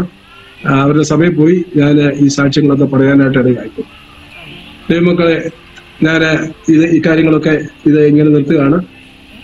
എൻ്റെ ബാല്യകാലത്തിലെ വികൃതികളും കാര്യങ്ങളും ഒക്കെ ഒത്തിരി വല്ലാത്തതായിരുന്നു. എൻ്റെ അമ്മ എന്നെ കൊണ്ട് വല്ലാതെ ഭാരപ്പെട്ടിട്ടുണ്ട്. ഒത്തിരി പ്രാർത്ഥിച്ചു. എൻ്റെ ജീവിതത്തിലെ മാറ്റത്തിന്റെ പ്രധാന കാരണം ഒന്ന്, ദൈവത്തിന് എന്നോട് കരുണയുണ്ടായിരുന്നു. രണ്ടാമത് എൻ്റെ അമ്മ പ്രാർത്ഥിക്കുന്ന ഒരു അമ്മയായിരുന്നു. മറ്റൊന്ന് എൻ്റെ ഭാര്യയാണ്. എൻ്റെ ഭാര്യ എന്ന് പറഞ്ഞു കഴിഞ്ഞാൽ ഞാൻ ആഗ്രഹിച്ച രീതിയിൽ ഒരു ഭാര്യ എനിക്ക് കിട്ടിയില്ല. അതിനൊക്കെ അപ്പുറമായിട്ട് ദൈവം എന്നെ നന്നാക്കാനും എന്നെ ശരിയാക്കി കൊണ്ടുവരുവാനും എടുത്തുപയോഗിച്ചത് വളരെ പ്രതികൂലത്തിൽ കൂടി കടന്നു പോകേണ്ട ഒരവസ്ഥയിൽ കൂടി എൻ്റെ ഭാര്യ ദൈവം നടത്തി. അത്ഭുതകരമായിട്ട് ചില പൈശാചിക ബന്ധനത്തിൽ നിന്നുള്ള വിടുതലൊക്കെ ലഭിച്ച് മുന്നോട്ട് വരുവാനായിട്ട് സാധിച്ചു. ഞാൻ ബഹ്റിനിൽ ജോലി ചെയ്തതിന് ശേഷം അവിടെ കുറച്ചുനാൾ കഴിഞ്ഞപ്പോഴത്തേക്കിന് 92-ലാണ് ഞങ്ങള് ബഹ്റിനിൽ നിന്ന് തിരിച്ച് നാട്ടിൽ വരുന്നത്. അന്നത്തെ എന്റെ വലിയ ആഗ്രഹം, അന്ന് മുതലുള്ള ആഗ്രഹം ഞാൻ പറഞ്ഞിട്ടുണ്ട്, എന്ന് എന്റെ കമ്പനിയിൽ നിന്ന് എന്നെ പിരിച്ചുവിടുമോ, അതായത് അവരെ എന്നെ തിരിച്ചുവിടുമോ, തുടർന്ന് ഞാനൊരു ജോലിക്കും പോകത്തില്ല, നാട്ടിൽ ചെന്നിട്ട് ബിസിനസ് എന്ന് പറഞ്ഞ അതിന്റെ ഒരു രീതി പോകത്തില്ല, ദൈവവേല എന്ന് പറഞ്ഞ ആരുടെ പൈസയും വാങ്ങിക്കത്തില്ല. ഈ 3 തീരുമാനം എടുത്തുകൊണ്ട് 92-ൽ ഞങ്ങള് നാട്ടിലെത്തി. അപ്പോഴേ അവിടെ വെച്ച് പെന്തക്കോസ്തിൽ ചേർന്നതിന് ശേഷം വലിയ പ്രതികൂലങ്ങൾ വന്നു. വീട്ടിലൊക്കെ വലിയ പ്രശ്നമായി. അമ്മയ്ക്കൊക്കെ വളരെ സങ്കടമായി. നാട്ടിൽ വരുമ്പോൾ അമ്മ എന്നോട് പറയും, നീ എവിടെയൊക്കെ പോയതിരിക്കട്ടെ, ഇവിടെ വരുമ്പം ഞങ്ങളുടെ കൂടെ ചർച്ചിൽ വരണമെന്ന് പറയും. ഞാനത് അംഗീകരിച്ചില്ല. അങ്ങനെ മുന്നോട്ട് പോയി. അപ്പോഴേ എനിക്ക് 2 പെൺകുട്ടികളാണുള്ളത്. 1980 ഒരു മകളുണ്ടായി. 85 വേറൊരു മകളുടെ 2 മകള്, 2 പെൺകുട്ടികളാണ്. അപ്പൊ ഈ അഭിഷേകമൊക്കെ പ്രാപിച്ചു കഴിഞ്ഞപ്പോഴത്തേക്കിന് ഭയങ്കര വിശ്വാസത്തിൽ അങ്ങ് ഭയങ്കരമായിട്ട് അങ്ങ് അങ്ങനെ അങ്ങ് വളർന്നതല്ല, എന്നാൽ നേരത്തെ ഉള്ളതിനേക്കാൾ ഒത്തിരി പ്രാർത്ഥിക്കാനും അങ്ങനെയുള്ള കൂട്ടത്തിൽ പോകുവാനും വരുവാനും ഒക്കെ വളരെ താല്പര്യമായി. അങ്ങനെ മുന്നോട്ട് വന്നു. അങ്ങനെ മുന്നോട്ട് വന്ന് അന്ന് ഞാൻ ആഗ്രഹിച്ച എനിക്ക് ഒരു ആൺകുഞ്ഞിനെ വേണം. ഭയങ്കരമായിട്ട് അങ്ങോട്ട് പ്രാർത്ഥിക്കാൻ തുടങ്ങി. അപ്പം വിശ്വാസത്തിന്റെ പ്രാർത്ഥനയൊക്കെ കേട്ട് ഇങ്ങനെ വളരെ ആഗ്രഹിച്ച് ഒരു ആൺകുഞ്ഞിനെ വേണമെന്നുള്ള പ്രാർത്ഥന വളരെ ദൈവസന്നിധിയിൽ പ്രാർത്ഥിച്ചു. എന്റെ വലിയ ആഗ്രഹമായിരുന്നു നാട്ടിൽ വരുമ്പോൾ ആ ആൺകുഞ്ഞിനെ കൊണ്ട് വരണമെന്നായിരുന്നു ആഗ്രഹം. എന്നാൽ അങ്ങനെയൊന്നും സംഭവിച്ചില്ല. ഞങ്ങൾ 2 കുഞ്ഞുങ്ങളുമായിട്ട് നാട്ടിൽ വന്നു. നാട്ടിൽ വന്നതിന് ശേഷം എനിക്ക് ലഭിച്ച ദൈവം തന്ന കൃപയ്ക്കനുസരിച്ച് ശുശ്രൂഷകളൊക്കെ ഏർപ്പെട്ടു. ഇതിനോടകം ചില വിടുതലിന്റെ ശുശ്രൂഷകളൊക്കെ ചെയ്യുവാൻ ദൈവം എനിക്ക് അവസരം നാട്ടിൽ വന്ന് ദൈവം എന്നെ ആ രീതിയിൽ നടത്തിച്ചു. അപ്പൊ അങ്ങനെ വന്നപ്പോൾ ശുശ്രൂഷകളുമായിട്ടൊക്കെ ബന്ധപ്പെട്ട് പോവുകയും വരികയും ഒക്കെ ചെയ്തു. അപ്പോഴിവിടെ നാട്ടിൽ വന്നപ്പോഴും പ്രാർത്ഥിക്കാൻ തുടങ്ങി. എനിക്കൊരു കുഞ്ഞിനെ വേണമെന്നൊക്കെ ദൈവസേന കൊണ്ട് പ്രാർത്ഥിച്ചു. നാട്ടിൽ വന്ന് 2 കൊല്ലം കഴിഞ്ഞിട്ടും അതിനൊരു തീരുമാനം ആകുന്നില്ല. അപ്പൊ ഞാൻ വിചാരിച്ചു, ഇനിയിപ്പോ ദൈവത്തിന് അങ്ങനെ തരാനൊന്നും പ്ലാൻ കാണത്തില്ലായിരിക്കും, അതുകൊണ്ടാ ഇങ്ങനെയൊക്കെ വിചാരിച്ച് ഞാന് അതങ്ങ് വിട്ടുകളഞ്ഞു. അപ്പൊ അങ്ങനെ ഇരിക്കുമ്പോഴാണ് എന്റെ വൈഫ് പ്രഗ്നന്റ് ആയത്. ഭയങ്കര സന്തോഷമായി. ഞാന് വിശ്വാസത്തല്ല വന്ന് ശമുവേലിന് പേരിട്ടു. എങ്ങനെയോ വീട്ടുകാരൊക്കെ അറിഞ്ഞു. വീട്ടുകാർ പറഞ്ഞ ഇവിടെ ഭാര്യ ഗർഭിണിയാണ്, അവന് ശമുവേലിന് പേരിട്ടേക്കുന്നത്. അപ്പോഴത്തേക്കിന് അവരെല്ലാം കൂടെ തുടങ്ങി അവന്റെ പ്രവചനം ഒന്ന് കാണട്ടെ എന്ന് പറഞ്ഞ് എല്ലാവരും ഭയങ്കര ആവേശത്തോടെ സംസാരിക്കാൻ തുടങ്ങി. അപ്പൊ ഞാൻ പറഞ്ഞു, ഇത് പ്രവചനമൊന്നും അല്ല, ഞാൻ എന്റെ വിശ്വാസം പ്രഖ്യാപിച്ചതാണ്. അപ്പോഴത്തേക്കിന് എല്ലാവരും അനുകൂലമൊന്നും അല്ല എങ്കിലും ഒക്കെ എങ്ങനെ ഇരുന്നു. സമയമായപ്പോ ഒരു ആൺകുഞ്ഞിനെ ദൈവം നീക്കാൻ വന്നു. അവന് ശമൂവേൽ എന്ന് പേരിട്ടു. പിന്നെ അവന് നല്ല ആരോഗ്യത്തോടെ സന്തോഷത്തോടെ വളർന്നു വന്നു. 2-2.5 വയസ്സ് വരെ ഓടിച്ചാടി, എല്ലാവർക്കും കണ്ണിലുണ്ണിയായിട്ട് അവന് ഓടിച്ചാടി നടക്കാനൊക്കെ തുടങ്ങി. ചർച്ചിലൊക്കെ വന്നു കഴിഞ്ഞാൽ അവിടെയൊക്കെ വന്ന് ഭയങ്കര സന്തോഷമായിരുന്നു. അങ്ങനെ മുന്നോട്ട് പോയ സാഹചര്യത്തില് ഒരു ദിവസം എന്നോട് ദൈവാത്മാവ് പറഞ്ഞു, നീ ഇന്ന് ഉപവസിച്ച് വീട്ടിയിരിക്കുന്നു, ഒരു ശനിയാഴ്ചയാണ്, ഉപവസിച്ച് വീട്ടിയിരിക്കുന്നു, അങ്ങ് പോകരുത്. അപ്പൊ ഞാൻ അങ്ങ് പോകാതെ വീട്ടിയിരുന്നു. എന്റെ ഈ കുഞ്ഞിന് അല്പമായ ബുദ്ധിമുട്ടുകൾ, എന്തോ മാനസിക ശരീര പിന്നെ വിമിഷ്ടമൊക്കെ ആയിട്ട് അവൻ അല്പം ബുദ്ധിമുട്ടുകളായിട്ട് അവൻ ഇരിക്കാൻ തുടങ്ങി. സന്ധ്യ ആയപ്പോൾ ഞങ്ങളുടെ ചർച്ചിൽ 2-3 ദിവസത്തെ പ്രാർത്ഥന കൺവെൻഷൻ ഉണ്ടായിരുന്നു. അപ്പം ഒരു മോളെയും ഞാനുമായിട്ട് ചർച്ചിൽ പോയി. അപ്പൊ എല്ലാവരും ചോദിച്ചു, കുഞ്ഞെന്തിയെ വൈഫ് എന്തിയെന്നൊക്കെ ചോദിച്ചാൽ പറഞ്ഞു, കുഞ്ഞിന് നല്ല സുഖമില്ല, അതുകൊണ്ട് വന്നില്ല എന്ന്. അപ്പം പ്രാർത്ഥന കഴിഞ്ഞ് ആരണ്ടൊക്കെ ഇവിടെ വന്നു, അവരൊക്കെ അങ്ങോട്ടും ഇങ്ങോട്ടൊക്കെ പോയി. രാത്രി ആയപ്പോഴത്തേന് കുഞ്ഞിന് അല്പം ബുദ്ധിമുട്ട് കൂടുതലായി. മുന്നോട്ട് പ്രയാസമായി. രാത്രി ആയപ്പോഴത്തേന് ഇവന് വിമിഷ്ടം കൂടി. രാത്രി ഉറക്കമൊന്നുമില്ല, വല്ലാതായി. അപ്പോഴത്തേക്കും രാത്രി അവന് എന്തൊക്കെയോ വേണമെന്ന് വെപ്രാളം കാണിക്കുകയൊക്കെ ചെയ്തു. അപ്പൊ ഒരു വെളുപ്പിനെ ആയപ്പോഴത്തേക്കിന് ഈ കുഞ്ഞിനെ ആശുപത്രി ഡോക്ടർമാരെ എല്ലാം കാണിക്കണം എന്ന് വിചാരിച്ച് ഞാനും വൈഫും ഈ കുഞ്ഞുമായിട്ട് ഞാൻ തന്നെ വണ്ടി ഓടിച്ച് ഒരു ഡോക്ടറെ വീട്ടിൽ ചെന്നു. അപ്പൊ വീട്ടിൽ പോകുന്നതിന് മുമ്പ് എനിക്ക് ആ ഡോക്ടറെ വീട് അറിയാൻ വയ്യാന്നുകൊണ്ട് അന്ന് ഞങ്ങളുടെ പാസ്റ്റർ ഏലിയാസ് പാസ്റ്റർ എം.ഒ. ഏലിയാസ് എന്ന് പറഞ്ഞൊരു പാസ്റ്ററുണ്ട്. ആ പാസ്റ്ററുടെ കൂടെ ഞങ്ങൾ ഒരുമിച്ച് ആ ഡോക്ടറെ വീട്ടിൽ ചെന്നു. ആ വീട്ടിൽ ചെന്ന് ഡോക്ടറെ പിന്നെ കോളിംഗ് ബെല്ലെ ഞെക്കി അദ്ദേഹം പുറത്തു വന്നു. കുഞ്ഞിന്റെ തോളെ കിടക്കുകയാണ്. എന്ത് പറ്റിയെന്ന് ചോദിച്ചു. ഞാൻ പറഞ്ഞു, കുഞ്ഞിന് ഇന്നലെ ഇച്ചിരി വിമിഷ്ടമാണ്. എന്നിട്ട് എന്ത് പറ്റി? തീരെ വയ്യ. അപ്പൊ ഈ മനുഷ്യൻ എന്നെ ഇട്ട് അങ്ങ് വഴക്ക് പറഞ്ഞു. എടാ കൊച്ചു, വയ്യാത്തൊരു കുഞ്ഞുമായിട്ടിരുന്നു ഈ മനുഷ്യൻ എന്റെ ഇങ്ങനെ പറഞ്ഞു. എന്നിട്ട് എന്റെ മുഖത്തോട്ട് നോക്കി പറഞ്ഞു, കുഞ്ഞു മരിച്ചു, കൊണ്ടുപോക്കണം. പക്ഷേ ഈ കുഞ്ഞു മരിക്കുന്നതിന് മുമ്പ് എന്നോടൊരു ദൈവദാസൻ ഒരു ആലോചന പറഞ്ഞു. ദേശത്തെ ഞെട്ടിപ്പിക്കുന്ന ഒരു വാർത്ത നീ കേൾക്കും, അത് കേട്ട് നീ ഞെട്ടരുത്. എന്തുകൊണ്ടെന്ന് എന്നോട് ചോദിക്കരുത്, അത് സംഭവിക്കേണ്ടതാകുന്നു. കുഞ്ഞു മരിച്ചു എന്ന് ഡോക്ടർ പറഞ്ഞപ്പോഴേ പെട്ടെന്ന് ഈ പറഞ്ഞ ശബ്ദം ഞാൻ കേൾക്കുക. എന്റെ മനസ്സിൽ കൂടി ഇങ്ങനെ കയറി വരിക, ഇതിങ്ങനെ അത് കയറി ഇറങ്ങി വരിക. അതോടുകൂടി എനിക്ക് മരിച്ചു എന്നുള്ളതിനുള്ളൊരു സങ്കടവും ബുദ്ധിമുട്ടൊന്നുമില്ല, ഒരു കുഴപ്പമില്ല, വളരെ കൂളായിട്ട്. അപ്പൊ എന്റെ കൂടെ വൈഫുണ്ട്, പാസ്റ്ററുടെ വൈഫും ഉണ്ട്, ഞങ്ങൾ 4 കൂടെ. അവരെല്ലാം കൂടെ ഭയങ്കര കരച്ചിലും വിളിച്ചിലും ഒക്കെ ആയി. ഞാനിങ്ങനെ ഡെഡ് ബോഡിയും കൈവച്ചുകൊണ്ടിങ്ങനെ നിൽക്കുകയാണ്.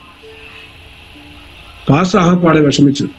പെട്ടെന്ന് വണ്ടി കയറാൻ പറഞ്ഞു. പാസ്റ്റർ തന്നെ വണ്ടി ഓടിച്ച് വീട്ടിൽ കൊണ്ടുവന്നു. ഇവിടെ ഞാനിപ്പോ ഇരിക്കുന്ന മുറിക്കകത്ത് ഒരു കട്ടിൽ പിടിച്ചിട്ടിട്ട് ഈ ഡെഡ് ബോഡി അവിടോട്ട് കിടത്തി. എന്നിട്ട് അന്ന് ഫോണൊന്നുമില്ല. പാസ്റ്റർ തന്നെ അടുത്ത ഞങ്ങളുടെ വേണ്ടപ്പെട്ടവരെയൊക്കെ പോയി ചെന്ന് വിവരം അറിയിച്ചു. 8:30 ആയപ്പോഴത്തേക്കും ഇവിടെ ആളും പേരൊക്കെ ഒരുപാടായി. ഞാൻ അവിടെ ഇരുന്നുകൊണ്ട് വളരെ ഉച്ചത്തിൽ പതുക്കെ പറയാണ്, വളരെ ഉച്ചത്തിൽ പറയാതെ പതുക്കെ പറയാണ്, യേശുവിന്റെ നാമത്തിൽ ഇവന്റെ ജീവൻ മടങ്ങി വരട്ടെ, യേശുവിന്റെ നാമത്തിൽ ഇവന്റെ ജീവൻ മടങ്ങി വരട്ടെ എന്ന് പറഞ്ഞുകൊണ്ടിരിക്കുകയാണ്. കുറച്ച് പറഞ്ഞാൽ വലിയൊരു എനിക്ക് വട്ടാന്ന് പറയും, ഭ്രാന്താണ്. അതുകൊണ്ട് ഞാൻ ഇങ്ങനെ പറഞ്ഞുകൊണ്ട് അപ്പോഴാ ഒന്നുമില്ല, അനക്കൊന്നുമില്ല. എല്ലാവരും ആയി വരുന്നവര് വളം വെച്ച് കരഞ്ഞു കയറി വരുന്നു. ആയപ്പാടെ എല്ലാവരും ബുദ്ധിമുട്ടായി. ഇങ്ങനെ മുന്നോട്ട് പോയി. അപ്പൊ എന്റെ മനസ്സിൽ എന്റെ വൈഫിന്റെ വീട് പെരുമ്പാവൂരാണ്. അവരുടെ വീട്ടിൽ നിന്ന് അപ്പനും അമ്മയൊക്കെ വരുമ്പോ ഇവിടെ തന്നെ അടക്കണം. അതിലിപ്പോ ഇതൊരു വലിയ കാര്യമൊന്നുമില്ല. എന്റെ സിസ്റ്ററെ എനിക്കറിയത്തില്ല, അന്ന് എന്റെ ഈ ഫോണില്ല, ലാൻഡ് ഫോണില്ല, മൊബൈലില്ല, ഒന്നുമില്ല. ഉച്ച കഴിഞ്ഞപ്പോഴത്തേക്കും ഇവിടെ വന്ന് മറിയുന്ന മനുഷ്യർ എവിടുന്ന് വരുന്നു, എങ്ങനെ വരുന്നെന്ന് ഒരു പിടിയില്ല. ദേശത്തെ ഞെട്ടിപ്പിക്കുന്ന ഒരു വാർത്ത എന്ന് പറഞ്ഞപ്പോൾ അത് അങ്ങനെ തന്നെ സംഭവിച്ചു. ഇവിടെ ഡെഡ് ബോഡി എടുത്ത് മുറ്റത്ത് വെച്ചു. ദേവദാസൻ ശുശ്രൂഷിക്കാൻ വന്നു. പുള്ളിക്ക് ശുശ്രൂഷിക്കാൻ പറ്റുന്നില്ല, ഇന്ന് കരയുക. ഞാൻ പറഞ്ഞു, ശേഷിക്കുന്ന 2 കുഞ്ഞുങ്ങളുമായി ഞാൻ കർത്താവിന് വേണ്ടി നിൽക്കുമെന്നൊക്കെ വളരെ ശക്തിയോടെ സാക്ഷിയൊക്കെ പറഞ്ഞ് ഞങ്ങൾ കൊണ്ടുവന്ന ബോഡിയൊക്കെ അടക്കി തിരിച്ചിവിടെ വന്നു. ഞാൻ വളരെ കൂളായിട്ട് നടക്കുക. അപ്പൊ എല്ലാവർക്കും വിചാരിച്ചു എനിക്കെന്തോ പറ്റി, എന്തോ എന്തോ മാനസിക നിലവാരം തെറ്റിന്ന് എല്ലാവരും. അപ്പൊ ഞാനിങ്ങനെ അങ്ങോട്ടും ഇങ്ങോട്ടൊക്കെ നടന്നു കഴിഞ്ഞപ്പോ എന്റെ വൈഫിന്റെ അമ്മയുണ്ട് കൂടെ. ഞാൻ പറഞ്ഞു, ഞാൻ ഇവിടെ നിന്ന് പറയാണ്, ദൈവം ഒന്നറിയാതെ ഒന്നും ചെയ്യുകയില്ല. അപ്പോഴത്തേക്കും എന്തുവാ ഞാൻ പറഞ്ഞു, ഞങ്ങൾക്ക് ഇനി ഒരു കുഞ്ഞിനെ ദൈവം തരാൻ പോകും. 45-ാമത്തെ വയസ്സിൽ എന്റെ ഭാര്യ വീണ്ടും ഗർഭിണിയാണ്. 4 മാസമായി. നാണക്കേട് കാരണം ആരോടും പറയാതിരിച്ചു. 1-2 പേർക്ക്, അത്യാവശ്യമായിട്ട് 1-2 പേർക്ക് അറിയാതെ ഇങ്ങനെ വിഷയം ഉണ്ടെന്ന് അറിയാം. അപ്പോഴത്തേനും എല്ലാവർക്കും ഭയങ്കര ആവേശം. ഞാൻ പിന്നെ പറഞ്ഞു, കർത്താവേ, ഞാനിനി ഒരാളിനെ ചോദിക്കത്തില്ല, നീ എന്തിനെ തന്നാലും ഞാൻ വളർത്തിക്കോളാം. അങ്ങനെ സമയമായി. ദൈവത്തിന്റെ മഹാകരുണ കൊണ്ട് ആ സമയത്തിന്റെ ചെക്കപ്പിന് അവസാനമായിട്ട് പന്തളത്തുള്ള ഒരു ഹോസ്പിറ്റലിലേക്ക് പോയി. ഞാൻ എന്റെ മൂത്ത മോളും കൂടാണ് പോയത്. അവിടെ ചെന്ന് ചെക്കപ്പ്, നോർമൽ ചെക്കപ്പിന് ഞാൻ ചെന്ന് കഴിഞ്ഞ് അങ്ങോട്ട് കഴിഞ്ഞ് പറഞ്ഞു, പിന്നെ നിങ്ങൾ എങ്ങും പോകാൻ പാടില്ല, ഉടനെ പ്രസവമുണ്ട്, എങ്ങും പോകാൻ പാടില്ല. ഞാൻ പറഞ്ഞു, ഞങ്ങൾ റെഡി ആയിട്ടല്ല വന്നേ, ഒന്നുമില്ല ഞങ്ങളുടെ കയ്യിൽ, അത് നിങ്ങളെങ്ങും പോകാൻ ഒക്കത്തില്ല, നിങ്ങൾ ഫോൺ ചെയ്ത് ആരെങ്കിലും വിവരം അറിയിക്കുകയൊക്കെ ചെയ്യാം എന്ന് പറഞ്ഞു. അപ്പോഴത്തേക്കിന് ആരെ എങ്ങനെയോ വിളിച്ച് പറഞ്ഞ് വിടുന്ന് വീട്ടിൽ നിന്ന് അമ്മയും അവരൊക്കെ അങ്ങ് വന്നു. അതിനോടകം പ്രസവിച്ചു ഒരു ആൺകുഞ്ഞെന്നും പറഞ്ഞു നേഴ്സ് വന്ന് പറഞ്ഞു. സന്തോഷം കൊണ്ട് കരയണോ ചിരിക്കണോ ഒന്നും അറിയത്തില്ല. അപ്പോഴത്തേക്കിനെ കുറച്ചിങ്ങനെ വന്നു. ഞങ്ങളുടെ ആരണ്ടൊക്കെ അവിടെ വന്നു കഴിഞ്ഞപ്പം നേഴ്സ് പറഞ്ഞു, ഒരാളെ കാണിക്കാന്ന് പറഞ്ഞു കുഞ്ഞിനെ. അപ്പൊ അമ്മയെ കാണിക്കണമല്ലോ. അപ്പോഴത്തേന് വേറെ ആർക്കാണ്ട് കാണാം. അവര് കൊണ്ടുവന്ന കുഞ്ഞിനെ കൊണ്ടുവന്ന് അമ്മയുടെ അതിലോട്ട് കൊടുത്തു. അമ്മ കുഞ്ഞിനെ കൈ വെച്ചുകൊണ്ട് ഒറ്റ കരച്ചിൽ. കേട്ടവരാൻ കരയാൻ തുടങ്ങി. അപ്പൊ ഇതൊന്നും അറിയാത്ത ഒരു സഹോദരി അവിടെ നിന്നുണ്ട്. അയ്യോ, ഒരു ആൺകുഞ്ഞിനെ കിട്ടിയപ്പോ നിങ്ങൾ എന്തിനെ കിടന്ന് കരയുന്നു എന്ത് തോന്നി? അപ്പൊ കൂടെ നിന്ന ഒരു സഹോദരി അപ്പോഴത്തേന് അവരും കരയാൻ തുടങ്ങി. അങ്ങനെ ദൈവത്തിന്റെ അത്ഭുതം കരം കൊണ്ട് ഞങ്ങൾ ആ കുഞ്ഞുമായിട്ട് 2ാമത്തെ ദിവസം വീട്ടിൽ വന്നു. അത് ദൈവത്തിന്റെ ഒരു വലിയ വാഗ്ദത്തം എന്നൊക്കെ പറഞ്ഞ് ഞങ്ങൾ ആ കുഞ്ഞിനെ വളർത്തിക്കൊണ്ടിരുന്നു. അവൻ വളർന്ന് ഇങ്ങോട്ട് വരുമ്പോഴത്തേക്കിന് ഓരോ പ്രശ്നങ്ങൾ ഇങ്ങനെ ഉണ്ടാകാൻ തുടങ്ങി. 6 മാസം പ്രായമുള്ളപ്പോൾ എൻ്റെ അമ്മ, ഞാന്, ഞങ്ങള് ചിലരെല്ലാം കൂടെ ഇവിടെ മണക്കാലയിലുള്ള ഷാരോൻ ചർച്ചിൽ, അവിടെ ഒരു ഷാരോൻ സെമിനാരിയില് ഒരു കൺവെൻഷൻ ഉണ്ട്. ഞങ്ങളെല്ലാം കൂടെ അവിടെ ചെന്നിരിക്കുകയാണ്. ഞങ്ങള് കുറച്ചു പേര് മുന്നേ ഇരിക്കുകയാണ്. ആ മുന്നേ ഇരുന്ന ഉടനെ അന്നത്തെ ഒരു ദൈവദാസൻ എന്റെ നേരെ ഇങ്ങോട്ട് തിരിച്ചു നിൽക്കണ്ട. ദേവദാസ് എന്ന് പറഞ്ഞ ബ്രദർ സുരേഷ് ബാബു ആണ്. എന്റെ നേരെ ഇങ്ങോട്ട് നേരിക്കുന്നു. ഇവിടെ ഒരു ദേവദാസൻ നിൽപ്പുണ്ട്. നിന്റെ ഒരു മകൻ മരിച്ചുപോയി. ഇല്ലല്ലല്ല, പകരം ഞാൻ ഒന്നിനെ തന്നിരിക്കുന്നു. എന്റെ അമ്മ ഇത് ഇതിനെ വിടുന്ന താഴെ ദൈവത്തിൽ ഇടപെടൽ നോക്കാം. ഇതൊക്കെ നമ്മളങ്ങോട്ട് ജീവിതത്തിൽ അങ്ങോട്ട് വരുമ്പോൾ നമുക്ക് വിശ്വസിച്ച് ഏറ്റെടുക്കാതിരിക്കാനൊക്കത്തില്ല. അങ്ങനെ ഞാനൊരു ദിവസം വേറൊരു ഒരു കൺവെൻഷനുമായിട്ടൊക്കെ ബന്ധപ്പെട്ട ഈ സുരേഷ് ബാബു തന്നെ അവിടെ തന്നെ വേറൊരു സ്ഥലത്ത് ഇങ്ങനെ പ്രസംഗിച്ചുകൊണ്ടിരിക്കുന്നു. ഞാൻ അവിടെ നിൽക്കുന്നത്, വെളിയിൽ നിൽക്കുക.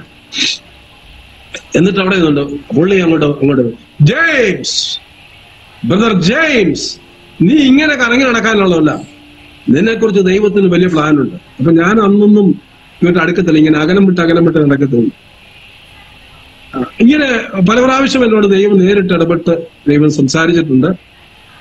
അതിനുശേഷം പിന്നെ ഇങ്ങനെയുള്ള കാര്യങ്ങളുമായിട്ടൊക്കെ ബന്ധപ്പെട്ട് ശുശ്രൂഷകളുടെ ബന്ധത്തിൽ കുറച്ചുകൂടെ മുന്നോട്ട് പോകാനും അത്ഭുതകരമായിട്ടുള്ള വിടുതല് ഒക്കെ എടുക്കാനൊക്കെ സാധിച്ചു. ഈ കുഞ്ഞിങ്ങനെ വളർന്നു വരികയാണ്. ഒരു വയസ്സായപ്പോ, കൃത്യം 1 വയസ്സായിട്ടില്ല, ഇവന് 8-10 മാസമായത്. അതായത് മറ്റേ മകൻ മരിച്ച അതേ ദിവസം, ഒരു ഫെബ്രുവരി മാസം 10-ാം തീയതിയായി മറ്റേ മകൻ മരിച്ചത്. 94 ഫെബ്രുവരി 10-നാണ് തോന്നുന്നു. ആ ജനുവരി 10-ാം തീയതി ഈ മകന്, ഇതും ചമുവല, മരിച്ചതും ചമുവല, ഞാൻ പറയും മറ്റൊന്ന് ചമുവല, 2 ചമുവല. അപ്പൊ ഈ കുഞ്ഞിനെ അങ്ങ് പെട്ടെന്ന് അങ്ങ് അസുഖം കൂടി വളരെ അങ്ങ് ഗുരുതരമായി, എന്തൊക്കെയോ ഒരു വല്ലാത്ത ശ്വാസമില്ല. പെട്ടെന്ന് പിശാച് ചെവിയിൽ മന്ത്രിക്കുകയാണ്, ഇവനും പോക്ക എന്ന് ചെവി പറയാ. ഞാൻ ദൈവകൃപ അങ്ങോട്ട് ഏറ്റെടുത്തുള്ള യേശുവിന്റെ നാമത്തിൽ പിശാചിനെ വിട്ടുവാൻ കൽപ്പിക്കുന്നു. ശക്തമായിട്ട് പ്രാർത്ഥിച്ചു. ദൈവം ആ പ്രശ്നത്തിൽ നിന്ന് വിടുവിച്ചു. ഇതൊന്നും ഞാൻ ഇതുവരെയൊന്നും വെളിയിലോട്ട് വിട്ടിട്ടില്ല. ഈ വിഷയങ്ങളൊന്നും ഇതൊക്കെ എല്ലാം അങ്ങനെ പറയാനുള്ള സാവകാശം ഇല്ലാത്തത്. അത് കഴിഞ്ഞ് കുറച്ചുനാൾ കഴിഞ്ഞപ്പോഴത്തേക്കിന് ഇവന് ഈ ഉച്ച മുതൽ ഉള്ളാങ്കാൽ വരെ ഈ തീക്കരപ്പൻ ബാധിച്ചു. അതിങ്ങനെ മൊത്തമായി. അപ്പൊ ഞാനിങ്ങനെ ഇവിടെ അടുത്തൊരു ഹോമിയോ ഡോക്ടറെ അടുത്ത് കൊണ്ടുവന്ന് കാണിച്ചു. അവര് മരുന്നൊക്കെ തന്നു. അപ്പം വരുന്നവര് എന്നെ കാണിച്ചിട്ടുണ്ട്. എന്തോ വെച്ചോണ്ടിരിക്കുക. ഞാൻ പറഞ്ഞു എന്താ വെച്ചോണ്ടിരിക്കുന്നത്? ഞാൻ മരുന്ന് കൊടുക്കുന്നുണ്ടോ, കഴിക്കുന്നുണ്ടോ? 8-10 ദിവസമായപ്പോഴും കുറയുന്നില്ല, ദേഹം മൊത്തം കൂടുക. അപ്പോഴത്തേക്കിന് അവര് പറഞ്ഞു, അയ്യോ ഇത് ഇങ്ങനെ വെച്ചോണ്ടിരിക്കുന്നത്. ഞാൻ തിരിച്ച് ഹോമിയോ ഡോക്ടറെ അടുത്ത് പിന്നെയും കൊണ്ടുപോയി. അപ്പൊ ഡോക്ടർ പറഞ്ഞു, അയ്യോ ഇത് വേറെ ആരെങ്കിലും കാണിക്കണം, ഇത് ഇച്ചിരി കൂടിപ്പോയത്. ഞാൻ പിന്നെ വേറെ ഒരു ചിൽഡ്രൻ ഡോക്ടറെ അടുത്ത് കൊണ്ടുപോയി അടൂര്. ആ ഡോക്ടർ എന്നെ ഒന്നെങ്കിലും അടിക്കും. അതുപോലെ പറഞ്ഞു, എന്തോ എത്ര നാൾ വെച്ചോണ്ടിരുന്നു, എന്തോ ഏതാണെന്ന്. ഞാൻ പറഞ്ഞു, ഞാൻ ഇങ്ങനെ ഹോമിയോയിൽ പോയി മരുന്ന് കൊടുത്തോണ്ടിരിക്കുകയായിരുന്നു. അവര് പറഞ്ഞു ഇനിയിപ്പം വേറെ ആരെങ്കിലും കാണിക്കണം എന്ന് പറഞ്ഞു. അങ്ങനെ ഞാനിവിടെ കൊണ്ടുവന്നു. ഇപ്പൊ ഡോക്ടർ പറഞ്ഞു, ഞാൻ മരുന്ന് തരാം, പൊടി തരാം, നോക്കാം എന്ന് പറഞ്ഞ് പുള്ളി വിട്ടു. ഞാൻ കുഞ്ഞിനെ കൊണ്ട് ഇവിടെ വന്ന് മരുന്നൊന്നും കൊടുത്തില്ല. ഇവനങ്ങ് 2 ദിവസം കൊണ്ട് അവൻ ഭയങ്കര രാത്രി മുഴുവൻ കരച്ചിൽ. എന്റെ അടുത്ത് വരുന്നത് വേറെ പോകത്തില്ല. ഭയങ്കരമായിട്ട് കരച്ചിലും ബഹളമൊക്കെ ആയി. ഇങ്ങനെ ബുദ്ധിമുട്ടായി. ഒരു കണക്ക് ഞാനിങ്ങനെ സ്വത്രം പറഞ്ഞുകൊണ്ട് നിന്നു. അവിടുന്ന് പ്രാർത്ഥിച്ചുകൊണ്ട് നിന്നപ്പോഴത്തെ അങ്ങ് മയങ്ങിയപ്പോ ഞാൻ കൊണ്ടുവന്ന് കട്ടിലെ കിടത്തി. കഴിഞ്ഞിട്ട് ഞാൻ ചെറുതായിട്ട് അങ്ങോട്ട് പ്രാർത്ഥിക്കാൻ തുടങ്ങി. അന്ന് ഈ അധികാരത്തോട് പ്രാർത്ഥിക്കാനൊന്നും അറിയത്തില്ല, എങ്കിലും പ്രാർത്ഥിക്കാൻ തുടങ്ങി. കർത്താവേ ഇത് സൗഖ്യമാക്കുക എങ്ങനെയാ പറഞ്ഞെന്ന് ഞാൻ ഓർക്കുന്നില്ല. കുറച്ചേരം കഴിഞ്ഞപ്പോൾ എന്റെ കണ്ണുകൊണ്ട് ഞാൻ കാണുകയാണ് ഈ ശരീരത്തുണ്ടായിരിക്കുന്ന ഈ പിന്നെ ഈ പരിക്കള്, ഉച്ച മുതൽ ഉള്ളംകാല് വരെ പരിക്കള, കാലിന്റെ വെള്ള വരെ ഉണ്ട്. അതെല്ലാം പതുക്കെ വങ്ങാൻ തുടങ്ങി. അത് ഞാൻ ശ്രദ്ധിച്ചു. അപ്പൊ ഞാൻ വിചാരിച്ചു, ഇത് കൊള്ളാമല്ലോ. അറിഞ്ഞു കയറി അങ്ങോട്ട് പ്രാർത്ഥിക്കാൻ തുടങ്ങി. യേശുവിന്റെ അധികാരമുള്ളതുകൊണ്ട് കരിഞ്ഞു വരട്ടെ. 1 മണിക്കൂർ പ്രാർത്ഥിച്ചപ്പോഴത്തേക്ക് 3/4 ഭാഗവും കരിഞ്ഞു. പിന്നെ ഇച്ചിരി ഉള്ളു ബാക്കി. അപ്പോഴത്തേക്കിന് എനിക്കില്ല, ആവേശം മൂത്തു. ഇത് മൊത്തം കരിഞ്ഞാൽ ഞാൻ എഴുന്നേക്കുന്നുള്ളതായി. പിന്നെ എത്ര നേരം പ്രാർത്ഥിച്ചു എനിക്കറിയത്തില്ല. ഒരെണ്ണം പോലും കരിഞ്ഞിട്ടില്ല. ഒരു ശകലം മാറ്റുന്നു. ഇതൊന്നും അപ്പോഴാണ് എനിക്ക് മനസ്സിലായി, എന്റെ നിഗളം കൊണ്ട്, എന്റെ ഉള്ളിൽ വന്ന നിഗളം കൊണ്ട് പിന്നെ പ്രവൃത്തി നടന്നില്ല.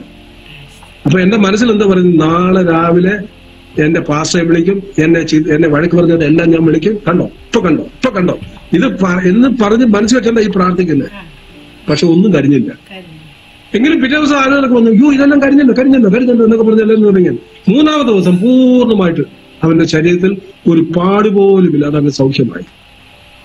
അപ്പം മനസ്സിലായി, ഇങ്ങനെയുള്ള പ്രാർത്ഥനയിൽ കൂടി വിടുതൽ നടക്കുന്നതന്നെ ദൈവം അവിടെ പഠിപ്പിച്ചു.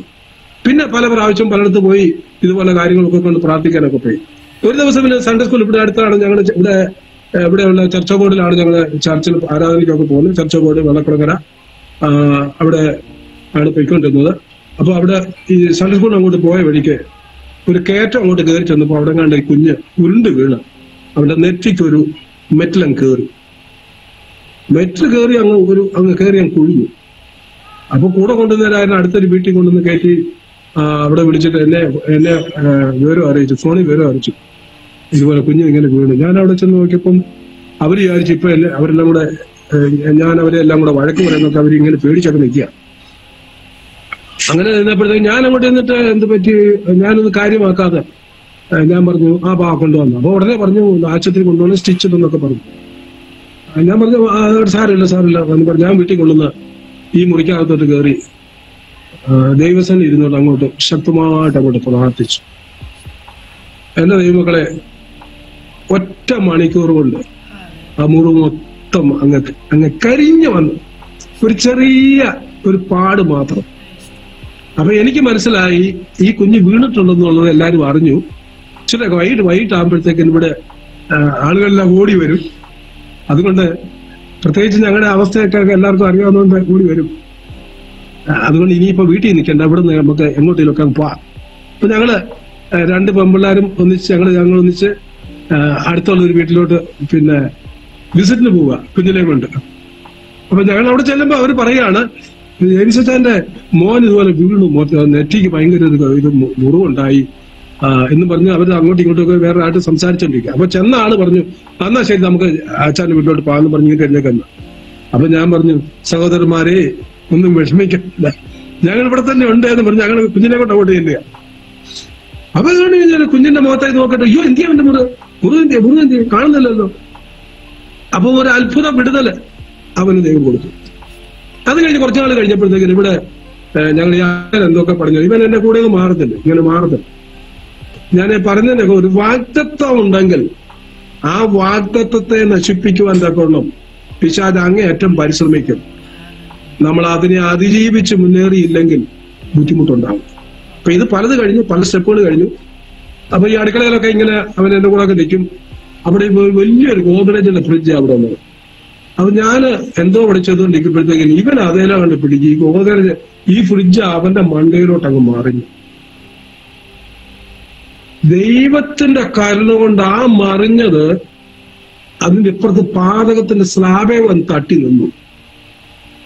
ഈ കുഞ്ഞ് ഈ ഫ്രിഡ്ജിന്റെ കീഴില് സ്ലാബിന് ഇടയ്ക്ക് ഒരല്പം കൂടെ ഒന്ന് മാറിയാൽ അവന് ഒന്നുപോലും കിട്ടത്തില്ല. അത്രയ്ക്ക് അത്ഭുതകരമായിട്ട് വിളിച്ചു. പിന്നെ അവൻ തന്നെ കുറച്ചുകൂടെ വന്നു കഴിഞ്ഞപ്പോഴേ പിന്നെ ബൈക്കൊക്കെ എടുത്തുകൊണ്ട് ഇങ്ങനെ കറങ്ങാൻ തുടങ്ങി.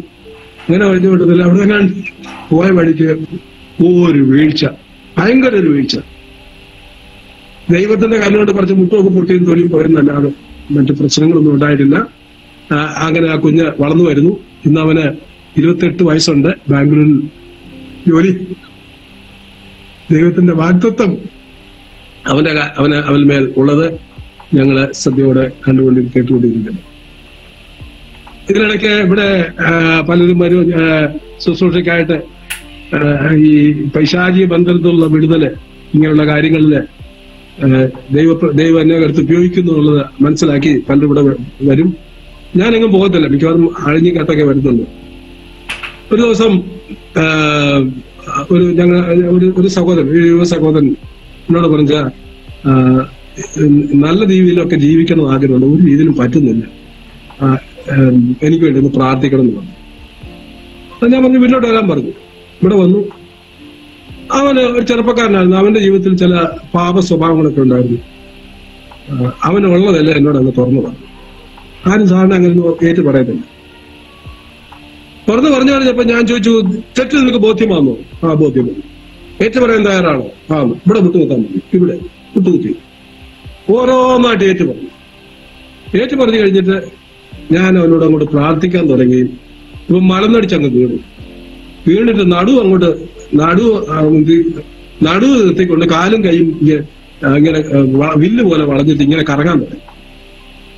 ഞാൻ ഒരിക്കലും ഈ ഒരു പ്രശ്നം പ്രതീക്ഷിച്ചില്ല. കാരണം ഇങ്ങനെയൊക്കെയുള്ള വരുമ്പോൾ ഞങ്ങള് കുറച്ചുപേരെയൊക്കെ സംഘടിപ്പിച്ചിരുന്ന് പ്രാർത്ഥിച്ചേ സാറിന് ചെയ്യാറുണ്ട്. ഞാൻ അങ്ങോട്ട് ശാസിക്കാൻ തുടങ്ങി, പ്രാർത്ഥിക്കാൻ തുടങ്ങി. ഈ പിശാചി പറയാം, ഞാൻ ഇച്ചിരി കഴിയട്ടെ പോവാന്ന് പറഞ്ഞു. എനിക്ക് ആ പാടെ അങ്ങ് വിഷമമായി. ആരെ വിളിക്കാനൊക്കും ഈ സമയത്ത്? ആരെ വിളിച്ചാൽ ആര് വരും? ഇങ്ങനെയൊക്കെ ഞാൻ 1-2 പേരെ ഒന്ന് സമീപിച്ചാൽ അവർക്ക് ആർക്കും കൊണ്ട് വന്നു തരാൻ സമയമില്ല. അപ്പൊ ഞാൻ അവിടെ നിന്ന് പറഞ്ഞു, കർത്താവേ എന്നെ സഹായിപ്പാൻ ദൈവത്തിന്റെ ദൂതന്മാരെ അയക്കണമേ എന്ന് പറഞ്ഞു. ഇവൻ എടുത്ത വയല് പറയാം, ഇപ്പൊ തന്നെ ഇല്ലയോ 10-14 എണ്ണം, ഇനി എന്തിനാ? ഞാൻ അപ്പൊ അത് കേട്ടപ്പോഴത്തേക്ക് എനിക്ക് അങ്ങ് ആവേശം കയറി. എടാ ഇനിയും വേണം എവിടാന്ന് പറഞ്ഞു. കർത്താവേ അഡീഷണൽ ദൂതന്മാരെ ഇങ്ങോട്ട് അയക്കണമേ എന്ന് പറഞ്ഞു. ഞാൻ ചോദിച്ചു, എടാ ഇപ്പൊ 28 എണ്ണം ഉണ്ട്, ഡബിളായി. ഞാൻ പറഞ്ഞു, ഇനി നിന്റെ പണിയൊന്നും നടക്കത്തില്ല, നീ വിട്ടുപോയില്ല. അപ്പൊ എന്നിട്ടും തന്നെ അങ്ങ് ഇച്ചിരി കഴിയിട്ട് 6 മണിയാവട്ടെ 7 മണിയാവട്ടെ എന്ന് പറഞ്ഞ് ഇങ്ങനെ വൈകി. അപ്പോഴത്തേക്കിന് ഞാൻ വിളിച്ച ഒരു സഹോദരൻ വിളിത്തി എന്നെ കാണാനായിട്ട് ഇവിടെ വന്നു. ഞങ്ങൾ രണ്ടും കൂടെ ശക്തമായിട്ട് പ്രാർത്ഥിച്ചു. ആ പിശാചിനെ ഇറക്കി വിട്ടു. അപ്പം ഇങ്ങനെയുള്ള ദൈവകൃപയാൽ പലരും ദൈവമക്കൾ എങ്ങനെ വിടുവിക്കപ്പെട്ടെന്ന് ദൈവത്തിന്റെ കർത്താവിന്റെ വേലയുമായിട്ട് ബന്ധം ദൈവദാസന്മാരായിട്ട് ലോകത്തിന്റെ പല ഭാഗത്തായിട്ടുണ്ട്. ഇങ്ങനെ ഒത്തിരി അനുഭവങ്ങളും അനുഗ്രഹങ്ങളും ഒക്കെ ദൈവം ഞങ്ങൾക്ക് തന്നു. 2 പെൺകുഞ്ഞുങ്ങളായിരുന്നു. മൂത്ത മോളുടെ കല്യാണമൊക്കെ കഴിഞ്ഞു. കല്യാണം കഴിച്ചേക്കുന്ന അവന് ഒരു നേവിക്കാരനാണ്. ഇതിനിടയ്ക്ക് ഞാനൊന്ന് പറയട്ടെ, ഈ ബന്ധുക്കോസ് വിരോധമുള്ള ബന്ധത്തില് എനിക്കൊരു പെങ്ങളെ ഉള്ളൂ. അപ്പം അവക്ക് നല്ല ആലോചന ബന്ധുക്കോസിൽ തോന്നി. അപ്പൊ ഞാൻ അന്ന് പറഞ്ഞു, എന്റെ പെങ്ങളെ കത്തോലിക്കായി കെട്ടിച്ചാലും ബന്ധുക്കോസ് കെട്ടിക്കാം. അത്രയ്ക്ക് എന്താന്ന് ചോദിച്ചാല്, നേരത്തെ വീട്ടിൽ നിന്ന് അവിടുന്ന് പറഞ്ഞു വിട്ടിട്ടുണ്ട്, പെന്തിക്കോസുകാരെ സൂക്ഷിച്ചോണം. എന്താ, അവര് ഈ ദുരുദ്ദേശം പഠിപ്പിക്കുന്നവരാ. അപ്പൊ ഇത് അകത്ത് കിടക്കുക, ഫ്ലാറ്റിൽ കിടക്കുക. ഞങ്ങൾ ഈ നേവിയിലുള്ളപ്പോഴേ ഞങ്ങളെ നേവിയിൽ നിന്ന് പഠിപ്പിക്കുന്ന ഒരു പ്രധാന ഉണ്ടായി, Pakistani your enemy, Pakistani your enemy. ഇത് അകത്ത് കിടക്കുക. അപ്പൊ ഇത് ഈ ഇങ്ങനെയുള്ള ഒരു വ്യക്തി പാകിസ്ഥാൻകാരനെ കാണുമ്പം അവനോട് അങ്ങ് അറിയാതെ അങ്ങ് ദേഷ്യം വരും. ഞാന് നേവിയിൽ നിന്നൊക്കെ ഇവിടുത്തെ നേവിയിലെ ജോലി കഴിഞ്ഞിട്ട് ബഹറിനിൽ ചെന്ന് ജോലി ചെയ്തോണ്ടിരിക്കുമ്പോൾ എന്റെ തൊട്ടപ്പുറത്തേക്ക് ഒരു പാകിസ്ഥാൻകാരനാണ്. എനിക്ക് ഈ മനുഷ്യനെ കാണുമ്പോൾ അങ്ങ് അകത്തുനിന്ന് ഇവനെ എന്തോരം ചെയ്യണമെന്ന് അങ്ങ് ദേഷ്യം കയറും. കുറച്ചു ദിവസം കഴിഞ്ഞപ്പോൾ മനസ്സിലായി ഇവൻ നല്ലൊരു ക്രിസ്ത്യാനിയാണ്, നല്ലൊരു പ്രായമുള്ള മനുഷ്യനാണ്. പിന്നെ ഞാൻ വിചാരിച്ചത് എന്താ ഇങ്ങനെ വരാൻ കാര്യം? അപ്പോഴാണ് മനസ്സിലായി ഇവിടെ നേവിയിൽ നിന്ന് കയറ്റി വിട്ട, ഇഞ്ചക്ഷൻ ചെയ്ത് വിട്ടേക്കുക, പാകിസ്ഥാനി യുവർ എനിമി എന്ന് പറഞ്ഞ പോലെ ഞങ്ങളെ ബ്രദറിൽ നിന്ന് അവിടെ നിന്ന് ഇങ്ങനെ അകത്ത് കയറ്റി വിട്ടിട്ടുണ്ട്. സെന്തിക്കോസ് സൂക്ഷിക്കണം. അപ്പൊ ഇത് എന്റെ അകത്ത് കിടക്കല്ലേ. ഇത് പോയതൊക്കെ ഈ പരിശുദ്ധാത്മാഭിഷേകം എന്റെ മേൽ പ്രാപിച്ചതിന് ശേഷം ഇതൊക്കെ പോറിപ്പോയത്. അപ്പൊ പിന്നെ ഇപ്പോഴത്തെ എന്റെ സ്റ്റാൻഡ് ഇപ്പോഴല്ല, അത് കഴിഞ്ഞു വന്നില്ല. എന്റെ മോളെ ബ്രദറി കത്തോലിക്കായി കെട്ടിച്ചാലും ബ്രദറി കെട്ടിക്കത്തില്ല. പിന്നത്തെ സ്റ്റാൻഡ് മാറി. ഇത് ഞങ്ങളുടെ വീട്ടുകാർ കേട്ടുകഴിഞ്ഞാൽ അവർക്കൊക്കെ ബുദ്ധിമുട്ടാണ്. അതുകൊണ്ട് ഞാൻ ഇത്തിരി പതുക്കെയൊക്കെ പറയുന്നു. ഓക്കെ, അങ്ങനെ കഴിഞ്ഞു. എന്റെ മോളെ ഒരു നേവിക്കാരൻ കല്യാണം കഴിച്ചു. അവരിപ്പം കുടുംബമായിട്ട് സൗദി അറേബ്യയിലുണ്ട്. അവർക്ക് 2 മക്കളുണ്ട്. അതിനിളയൊരു മോളുണ്ടായിരുന്നു. അവർക്ക് 5 വയസ്സിനിളയത്. ഇവർ തമ്മിൽ 5 വയസ്സിനിളയിലാണ്. ഇവിടെ പിന്നെ കല്യാണമൊക്കെ കഴിഞ്ഞ് അവര് പിന്നെ ഈ തുമ്പോടുള്ള ഒരു മകനെയാണ് കല്യാണം കഴിച്ചത്. അവര് ജോലിയായിട്ട് സൗദി അറേബ്യയിലായിരുന്നു. വളരെ സന്തോഷത്തോടെ ആ കുഞ്ഞുങ്ങള് വളർന്നു വന്നു. രണ്ടാമത്തെ മകന്റെ അവളുടെ 2ാമത്തെ കുഞ്ഞിന്റെ പ്രസവത്തോടുള്ള ബന്ധത്തിൽ ഞാനും എന്റെ വൈഫും കൂടെ സൗദിയിൽ പോയിരുന്നു. 1 മാസത്തോളം 1.5 മാസത്തോളം അവിടെ ഉണ്ടായിരുന്നു. അതെല്ലാം കഴിഞ്ഞ് ഞങ്ങൾ നാട്ടിൽ വന്നു. നാട്ടിൽ വന്നു കഴിഞ്ഞ് ചില നാൾ കഴിഞ്ഞപ്പോഴത്തേക്കിന് ഒരു ദിവസം ഇവിടെ ഞങ്ങളെ ഇടയ്ക്കിടയ്ക്ക് വിളിക്കും. എന്നോട് ഞങ്ങളോട് അപ്പനോടും അമ്മയോടും ഒക്കെ ഭയങ്കര സ്നേഹം. ഇടയ്ക്ക് വിളിച്ച് ഇങ്ങനെ വലിയ കാര്യമൊക്കെ പറയും. എനിക്ക് മോളെ വലിയ എല്ലാവരോടും സന്തോഷമാണ്. ഇവക്കൊരു പ്രത്യേകത എന്നോടുണ്ട്. അങ്ങനെ ഒരു ദിവസം വൈകിട്ട് വിളിച്ച് രാത്രി 11 മണിക്ക് ഞാനോട് ഒത്തിരി കാര്യങ്ങളൊക്കെ പറഞ്ഞു. അങ്ങനെ വേണം, ഇങ്ങനെ വേണം, ആരോഗ്യം നോക്കണം, ഇങ്ങനെയൊക്കെ നല്ല സ്നേഹത്തോടൊക്കെ ഇങ്ങനെ സംസാരിച്ച് ഇങ്ങനെ കഴിഞ്ഞ് ഒരു 4-5 മണിക്കൂർ കഴിഞ്ഞപ്പം അവിടെ ഭർത്താവ് എന്നെ വിളിച്ചിട്ട് പറഞ്ഞു, സൂസി സീരിയസ് ആയിട്ട് ഹോസ്പിറ്റലിൽ അഡ്മിറ്റ് ആണ്. എന്താണെന്നൊന്നും കൃത്യമായിട്ടുള്ള വിവരം പറയുന്നില്ല. ഞാൻ പറഞ്ഞു പ്രാർത്ഥിച്ചോളാം, വെന്റിലേറ്ററിലാണ് കിടക്കുന്നത് എന്ന് പറഞ്ഞു. പിന്നെ മനസ്സിലായ ഒരു ഉറുമ്പ് അവളെ കടിച്ചു. ആ കടിച്ച സമയത്ത് 10 മിനിറ്റകം അവൾ കൊലാപ്സായി. അവളെ പെട്ടെന്ന് ആശുപത്രിയിൽ കൊണ്ടുപോയി വെന്റിലേറ്ററിൽ കിടത്തി. 15 ദിവസത്തോളം അവരാവുന്നതൊക്കെ നോക്കി ശുശ്രൂഷിക്കാന്. പക്ഷെ 15ാം ദിവസം അവൾ കർത്താവിന്റെ അടുത്തേക്ക് പോയി. ഈ ദിവസങ്ങളിലൊക്കെ സഭയായിട്ടും നിങ്ങളും ആ വിഷയത്തിലൊക്കെ പ്രാർത്ഥിച്ചെന്ന് ഞാൻ പൂർണ്ണമായിട്ട് മനസ്സിലാക്കുന്നു. ലോകമുള്ള അനേക ദൈവമക്കള് ഞങ്ങൾക്ക് വേണ്ടി പ്രത്യേകം പ്രാർത്ഥിച്ചുകൊണ്ടിരുന്നു. മരണവാർത്ത ഞങ്ങളെ അറിയിച്ച് അന്ന ദിവസം ഞങ്ങളുടെ ചർച്ചിൽ 21 ദിവസത്തെ ഉപവാസം നടന്നുകൊണ്ടിരിക്കുകയാണ്. അപ്പൊ മരണവാർത്ത അറിഞ്ഞു കഴിഞ്ഞ് ഞങ്ങളുടെ സഭയിൽ നിന്ന് പാസ്റ്ററും ചില ദൈവദാസന്മാരും എല്ലാം കൂടെ ഇവിടെ വന്നു.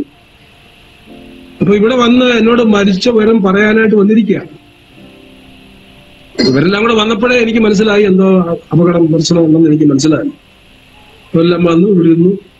ഇവർക്ക് ആർക്കും അങ്ങോട്ട് തുറന്നു പറയാൻ വയ്യ എന്താ സംഭവം. അപ്പൊ വേറൊരാളോട് ഞങ്ങളുടെ വേണ്ടപ്പെട്ട ഒരു സഹോദരി ഉണ്ട്. ആ സഹോദരി വരാനിരിക്കുക. ആ സഹോദരി വന്നിട്ട് വേണം ഇവരെ എന്നോട് പറയാൻ. അപ്പൊ അവരെ കാത്തു വിളിക്കുകയാണ്. അപ്പൊ വന്നുകൊണ്ട് എന്നോട് പറഞ്ഞു, ഇതുപോലെ സൂസി അല്പം സീരിയസ് ആണ്. ഞാൻ പറഞ്ഞു എനിക്കറിയാം സീരിയസ് ആണെന്നറിയാം.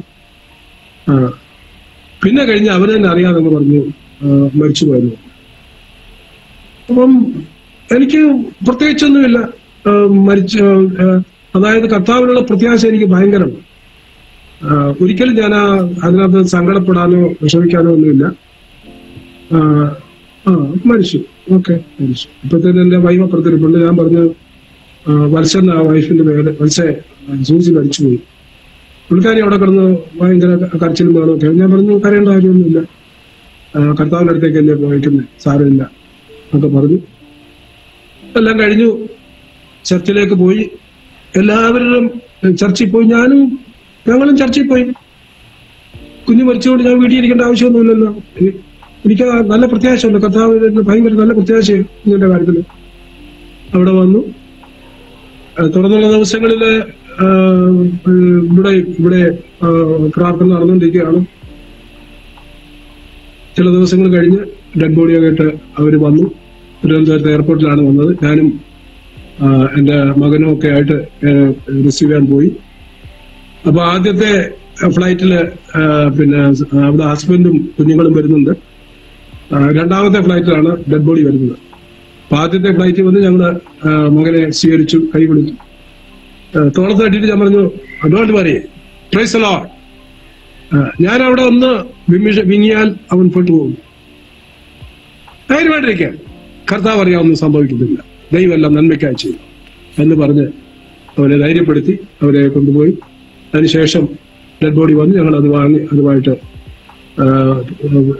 നാട്ടിൽ വന്നു. പിറ്റേ ദിവസം അതിന്റെ അടക്കമെല്ലാം നടക്കുകയാണ്. ഞാൻ വളരെ കൂളാണ്. എനിക്ക് എന്നെ വന്ന് കാണുന്നതെല്ലാം എങ്ങനെ അടിച്ച് കരയാം. ഞാൻ പറഞ്ഞു ഞാനെന്താ ചെയ്തു, നിങ്ങളെന്ത് എന്നെ നിങ്ങൾ ധൈര്യമായിട്ടിരിക്കേ. അവര്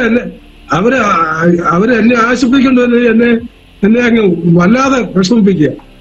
അപ്പൊ എന്റെ വേണ്ടപ്പെട്ടവരെ കൊച്ചമ്മയൊക്കെ പറയുന്നുണ്ട്, എടാ നീ എവിടെയും പോയി കുറച്ചു കര, നീ തന്നെ ഒതുക്കി വെച്ചോണ്ടിരിക്കുന്നത്, കര പോയിരുന്നു. ഞാൻ പറഞ്ഞു ദൈവം എടുത്തു, അതിനുള്ള ദൈവം അറിയാതൊന്നും സംഭവിച്ചിട്ടില്ല. ഓക്കെ ആയി, എല്ലാം കഴിഞ്ഞു.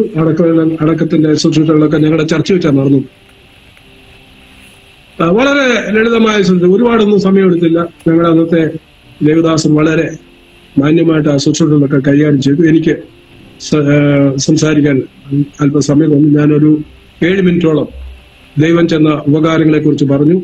ദൈവം സകലം നന്മയ്ക്കായി ചെയ്തു, ദൈവം ദോഷമായിട്ടൊന്നും ചെയ്തില്ല എന്നൊക്കെ വളരെ പ്രത്യാശയുള്ള വാക്കുകൾ പറഞ്ഞു. എല്ലാവരും എന്നെ കണ്ണോട്ട് നോക്കുക, ഇത്രയൊക്കെ സംഭവിച്ചിട്ട് ഇവന് യാതൊരു ചലനമില്ലല്ലോ. ചെല്ലു പറയും എന്റെ ഹൃദയമെല്ലാം കല്ല, എന്റെ തൊലി കാണ്ടാമൃഗത്തേക്കാൾ കട്ടിയ, ഇതൊക്കെ എന്നോട് നേരിട്ട് സന്തോഷമുള്ളവർ പറയുന്നവരാ. ആ കൂട്ടത്തിൽ അവളുടെ ഹസ്ബൻഡ് ഒരു സാക്ഷ്യം പറഞ്ഞു. അത് അവന്റെ സാക്ഷ്യം ഇപ്പോഴും വീഡിയോ കിടപ്പുണ്ട്. അതുകൊണ്ട് ഞാൻ പറഞ്ഞു, അല്ലെ ഞാൻ പറയത്തില്ലായിരുന്നു. അവനോട് ചില ദിവസങ്ങൾക്ക് മുമ്പ് ദൈവം സംസാരിച്ചിരുന്നു, നിന്റെ കണ്ണിന് ഇൻപമായതിനെ ഞാൻ വെട്ടിമാറ്റും. ഇവർ തമ്മിൽ ഭയങ്കര സ്നേഹമാണ്, ഭയങ്കര സ്നേഹം. ദൈവത്തെക്കാൾ അധികമായി നിങ്ങൾ എന്തിനെ സ്നേഹിച്ചാലും ദൈവത്തിന് ഇഷ്ടമല്ല, അത് മാറ്റും. അവനോട് വാണിംഗ് കൊടുത്ത അവൻ പരസ്യമായിട്ട് ആ സഭയെ പറഞ്ഞതാണ്. അതുകൊണ്ടാണ് ഞാനിത് പറയുന്നത്, അല്ലെങ്കിൽ ഞാനിത് പറയത്തില്ല. നിന്റെ കണ്ണിന് മുമ്പ് അവനെ വെട്ടി മാറ്റുമെന്ന് പറഞ്ഞു. അത് സംഭവിച്ചു. ഏതായാലും ദൈവത്തിന്റെ കരുണ കൊണ്ട് എല്ലാം ഭംഗിയായി നടന്നു. അവനും ആ പ്രതികൂല രംഗങ്ങളൊക്കെ അതിജീവിക്കാനുള്ള ദൈവത്തിന്റെ കൃപ എന്റെ മകന് ദൈവം കൊടുത്തു. അങ്ങനെ മുന്നോട്ട് പോയി. 1 വർഷം കഴിഞ്ഞപ്പോഴത്തേക്കിന്, 1 വർഷം അടുത്തില്ല, അതിന് മുമ്പേ ഞാൻ വളരെ ശക്തമായിട്ട് പറഞ്ഞു, നീ വീണ്ടും വിവാഹം കഴിച്ചേ പറ്റുള്ളൂ. ഞാൻ പറഞ്ഞു ഞാൻ കഴിക്കത്തില്ല. ഞാൻ പറഞ്ഞു നീ കുഞ്ഞുങ്ങളാ, കൊച്ചു കുഞ്ഞുങ്ങളാ, 6, 7, 2, 1 വയസ്സൊക്കെ ഉള്ള കുഞ്ഞാ, അതിനെയൊക്കെ നോക്കാൻ ആരുമൊക്കെ വേണം, അതുകൊണ്ട് നീ കഴിച്ചേ പറ്റത്തുള്ളൂ. അവനൊരു കാരണവശാലും സമ്മതിക്കത്തില്ല. ഞാൻ പിന്നെ സൗദിയിലെ അവരുടെ പാസ്പോർട്ട് കൊടുത്തു. അവന്റെ വേണ്ടപ്പെട്ട 1-2 പേരോടും കൂടെ ഒക്കെ പറഞ്ഞു. ഞങ്ങൾ തന്നെ ഒത്തിരി ഉത്സാഹിച്ച് ദൈവത്തിന്റെ ഹിതപ്രകാരം തിരുവനന്തപുരത്തുനിന്ന് ഒരു തുല്യ ദുഃഖത്തിലൊരു മകളെ വിവാഹം കഴിച്ചു. അവർക്ക് 2 കുഞ്ഞുങ്ങളുണ്ട്. അവരുടെ ഭർത്താവും പെട്ടെന്ന് ഒരു അറ്റാക്കിൽ മരിച്ചതാണ്. വളരെ ചെറുപ്പമാണ്. അങ്ങനെ അവർ 4 പേരുമായിട്ട് സന്തോഷത്തോടെ ദൈവത്തെ സേവിച്ച് സൗദി അറേബ്യയിലുണ്ട്. ഇപ്പോൾ അവർ നാട്ടില് അവധിക്ക് വന്നിട്ടുണ്ട്. അപ്പോൾ ഇവിടെയൊക്കെ ഞാൻ പറയുന്ന ഒരു സാക്ഷ്യമുണ്ട്. ദൈവം സകലവും നന്മയ്ക്കായി ചെയ്യുന്നു. ദൈവം ദോഷമായിട്ടൊന്നും ചെയ്യത്തില്ല. എന്റെ ദൈവമക്കളെ, എന്റെ ജീവിതത്തിലെ പ്രതിസന്ധികളാണ് എന്നെ ദൈവത്തിനെ കൂടുതലേക്ക് അടുപ്പിക്കാനായിട്ട് സാധിച്ചത്. അനുഗ്രഹിക്കപ്പെട്ട ഒരു മാതാവിന്റെ പ്രത്യേകമായ പ്രാർത്ഥന, അതിനേക്കാൾ ഉപരി ദൈവത്തിന് എന്നോടുള്ള കരുണ, ഇതുകൊണ്ട് മാത്രമാണ് ഞാൻ രക്ഷപ്പെട്ടു വന്നത്. പിന്നെ ഞാൻ പറയാൻ വന്ന ഒരു കാര്യം, എൻ്റെ വൈഫ് ഒത്തിരി ഒത്തിരി ഒത്തിരി പ്രതിസന്ധിയിൽ കൂടി പൈശാചിക ബന്ധത്തിൽ അകപ്പെട്ട് ഒരുപാട് മാനസിക പ്രശ്നങ്ങളിൽ കൂടി കടന്ന് മുന്നോട്ട് വന്ന് നീണ്ട 25 വർഷത്തെ പ്രാർത്ഥനയുടെ ഫലമായിട്ടാണ് എൻ്റെ വൈഫിന് ഒരു വിടുതൽ കിട്ടാൻ തുടങ്ങിയത്. കല്യാണം കഴിഞ്ഞ് 8 വർഷം കഴിഞ്ഞപ്പോഴാണ് എനിക്ക് മനസ്സിലായത് ഒരു പൈശാചികമായ പോരാട്ടമാണെന്ന് എനിക്ക് മനസ്സിലായത്. അതിനുശേഷം 10-17 കൊല്ലം കൂടെ കഴിഞ്ഞ് ദൈവം എന്നോട് ഇടപെട്ടുകൊണ്ടിരുന്നു. നാട്ടിൽ വന്ന് ദീർഘദിവസങ്ങളുടെ ഉപവാസം, 19 ദിവസം പൂർണ്ണ ഉപവാസം, 7 ദിവസം പൂർണ്ണ ഉപവാസം, അങ്ങനെ ഉപവാസവും പ്രാർത്ഥനയും ഒക്കെ ആയിട്ട് ഇങ്ങനെ മുന്നോട്ട് പോയി. ദൈവം എന്നെ ഈ പൈശാചിക ബന്ധനത്തിൽ കൂടിയുള്ള ശുശ്രൂഷകളെ പഠിപ്പിക്കാൻ തക്കവണ്ണം എന്റെ ഭവനത്തിൽ എനിക്ക് ട്രെയിനിങ് തന്നുകൊണ്ടേയിരുന്നു. 25 വർഷമായപ്പോ ദൈവം എന്നോട് അടുത്തൊരു ആലോചന പറയുകയാണ്. നിന്റെ വീട്ടിലെ സകല പ്രശ്നത്തെ കാരണം നിന്റെ നാക്കാണ്. നീ നിന്റെ നാവിനെ കടിഞ്ഞാണ്ടി സൂക്ഷിക്കണം. വാക്യം അറിയാം, പക്ഷെ ബോധമില്ല. യഥാർത്ഥത്തിൽ ഞാനാ പ്രശ്നക്കാരൻ. പുള്ളിക്കാരി ബലഹീന സ്ത്രീയാ. എന്തെങ്കിലും പറഞ്ഞുകൊണ്ട് വരെ എനിക്കെതിരായിട്ടോ ഇവിടെ പ്രശ്നം ഉണ്ടാക്കുന്നവരെ ഞാനിതിന് മറുപടി പറയാൻ പോയിട്ടല്ലേ പ്രശ്നം ഉണ്ടാകുന്നു. കാര്യം എന്റെ ഭാഗം റൈറ്റാ, പക്ഷെ ആത്മീയ നിരീക്ഷകൻ ഞാൻ തെറ്റാ.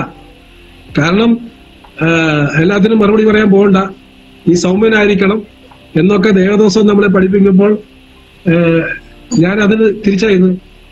മോശ എങ്ങനെയാ സൗമ്യനായ? ഒറ്റയടിക്ക് ഒരാളെ തല്ലിക്കൊന്ന് കുഴിച്ചിട്ടിട്ട് പോയ മനുഷ്യന് 40 വർഷം മരുഭൂമിയിലോട്ട് ദൈവം മര്യാദ പഠിപ്പിച്ചു. എന്ന് പറഞ്ഞ പോലെ ദൈവം എന്നെ മര്യാദ പഠിപ്പിക്കാൻ തക്കവണ്ണം വെച്ചിരിക്കുന്ന ഒരു ഫീൽഡായത്. അപ്പൊ അതുകൊണ്ട് 25 വർഷം കഴിഞ്ഞപ്പോൾ ഞാൻ തീരുമാനമെടുത്തു, ഞാൻ ഇനി എല്ലാത്തിനും മറുപടി പറയുകയല്ല. പുള്ളിക്കാരുടെ എന്തെങ്കിലുമൊക്കെ വിഷയം പറഞ്ഞു കഴിഞ്ഞാൽ അത് ഇവിടെ നിൽക്കത്തില്ല. അതുകൊണ്ട് നിങ്ങൾ ആസാദിയിലോ പിന്നെ ജീസസ് ഇസ് ഗോഡിലോ ടിവിയിലോ നോക്ക ഒത്തിരി വിശദീകരിച്ചിട്ടുണ്ട്. ചിലപ്പോ പിള്ളേർക്ക് കേൾക്കുമ്പോ എപ്പോഴും ദേഷ്യം, എന്തു ഉറപ്പാ ഇതെല്ലാം കൂടെ എപ്പോഴും പറഞ്ഞു നടക്കുന്നത്. പക്ഷെ മറ്റൊരാളുടെ വിടുതലിന് വേണ്ടി ഞാൻ പറയുകയായത്, ഞാൻ അനുഭവിച്ച പ്രശ്നമായത്, അതാണ് ഈ പറയുന്നത്. അപ്പൊ 25 വർഷം കഴിഞ്ഞപ്പോൾ ഞാൻ പിന്നെ എന്തോ ഉണ്ടാക്കിയാലും ഞാൻ എന്നെ ഇറിറ്റേറ്റ് ചെയ്യുന്ന വിഷയങ്ങളൊക്കെ സംസാരിക്കും. അതൊക്കെ സംസാരിക്കുമ്പോൾ ഞാൻ ആരെങ്കിലും മറുപടി പറയത്തില്ല. അവിടെ മുതൽ എനിക്ക് ജയം തുടങ്ങി.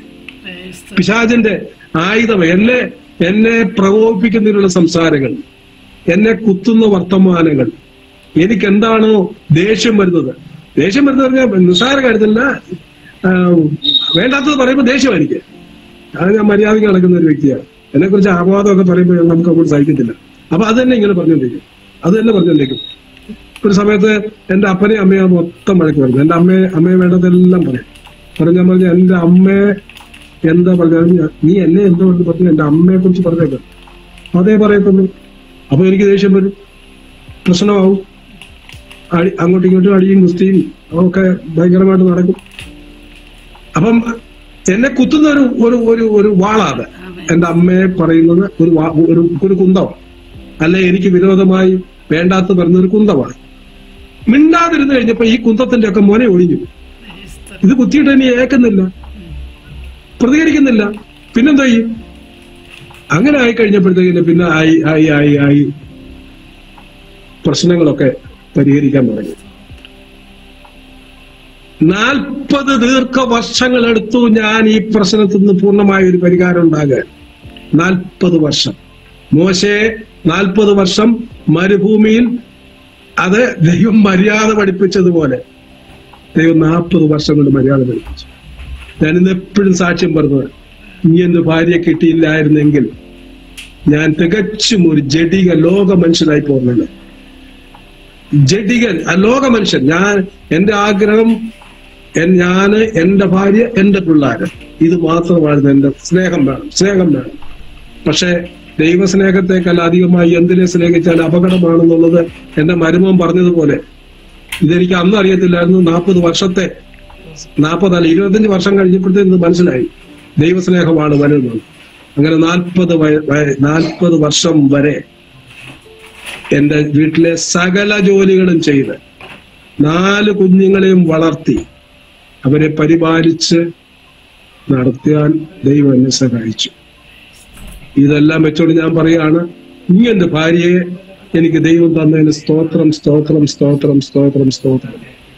എന്റെ ഈ പ്രശ്നങ്ങളൊക്കെ ഉണ്ടായിരുന്ന സമയത്ത് ബഹ്റിനിൽ വെച്ച് ഞങ്ങളുടെ ഒരു അച്ചായൻ ഞങ്ങളെ ശുശ്രൂഷിക്കാനായിട്ട് കടന്നു വന്നപ്പോൾ അന്നത്തെ അനുഭവം എന്നോട് ആ അച്ചായൻ പറഞ്ഞു, ജെയിംസേ, ഇങ്ങനൊരു ഭാര്യയെ തന്നെ ദൈവത്തെ സ്തുതിക്കാമെന്ന് ചോദിച്ചു. എനിക്ക് 2 കൊടുക്കണമെന്ന് ആ അച്ചായനെ അന്ന് പിടിയിട്ടില്ല. പക്ഷെ വിവരം പറഞ്ഞതിന് ശേഷം എപ്പോഴും പറയും, ഇപ്പോഴും സാക്ഷ്യം പറയും, കിട്ടുന്നിടത്തെല്ലാം പറയും, ദൈവം ഇങ്ങനൊരു ഭാര്യയെ തന്നതിനായിട്ട് സ്തോത്രം. ഇത് തന്നില്ലായിരുന്നെങ്കിൽ ഞാൻ ഒരു ലോക മനുഷ്യനായിട്ട് പോകും. ഇന്ന് എന്റെ സാക്ഷ്യത്തിൽ കൂടി ആയാലും ശുശ്രൂഷയിൽ കൂടി ആയാലും അനേകർക്ക് ഈ ദൈവസ്നേഹത്തെ പകർന്നു കൊടുക്കുവാനും ഇതുപോലെ പ്രശ്നത്തിലുള്ളവരോട് പറഞ്ഞ് അവർക്ക് കാര്യങ്ങൾ മനസ്സിലാക്കി കൊടുക്കുവാനും ദൈവം എനിക്ക് കൃപ തന്നു. ഇത് പ്രായോഗികമായിട്ട് ജീവിതത്തിൽ കൂടിയാണ്. കഴിഞ്ഞ 4 വർഷമായി, ഇപ്പൊ ഞങ്ങള് 5ാമത്തെ വർഷമാണ്, 45 വർഷത്തോളം ആകുന്നു കല്യാണം കഴിഞ്ഞിട്ട്. കഴിഞ്ഞ 4 വർഷത്തിലധികമായി ഈ വീട്ടിലെ എല്ലാ ജോലികളും എന്റെ ഭാര്യ തന്നെയാണ് ചെയ്യുന്നത്. അത്ര എല്ലാം ഗംഭീരമായിട്ടൊന്നുമല്ല, എങ്കിലും എനിക്ക് അടുക്കള കയറി ഒന്ന് ചെയ്യേണ്ടതായിട്ടൊന്നും വന്നിട്ടില്ല. പുള്ളിക്കാരി തന്നെയാണ് എല്ലാം ചെയ്യുന്നത്. ഇപ്പോഴ് അന്ന് ആദ്യകാലത്തൊക്കെ ഒരു ചർച്ചിലും വരുത്തില്ല, സഭായത്തിനും വരുത്തില്ലായിരുന്നു. ഇപ്പൊ എല്ലാ സഭായത്തിനും വരും. എവിടെയെല്ലാം വിളിച്ചാലും ശുശ്രൂഷയ്ക്ക് ഞാൻ കൂടെ കൊണ്ടുപോകും. അങ്ങനെ വളരെ വളരെ ദൈവകൃപയിൽ സന്തോഷത്തോടെ ഞങ്ങൾ കുടുംബമായിട്ട് ജീവിക്കും. അല്പമായ പ്രയാസമുണ്ട് എന്ന് എനിക്കറിയാം.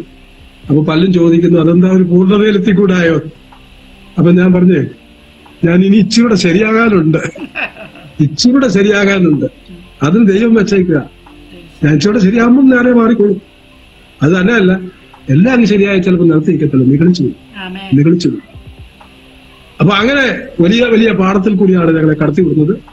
ഞാൻ കുഞ്ഞുങ്ങൾ അധികം സ്നേഹിക്കരുതെന്ന് പറയുന്ന വിഷയവുമായിട്ട് ബന്ധപ്പെട്ട് ഒരനുഭവം കൂടെ പറയാം.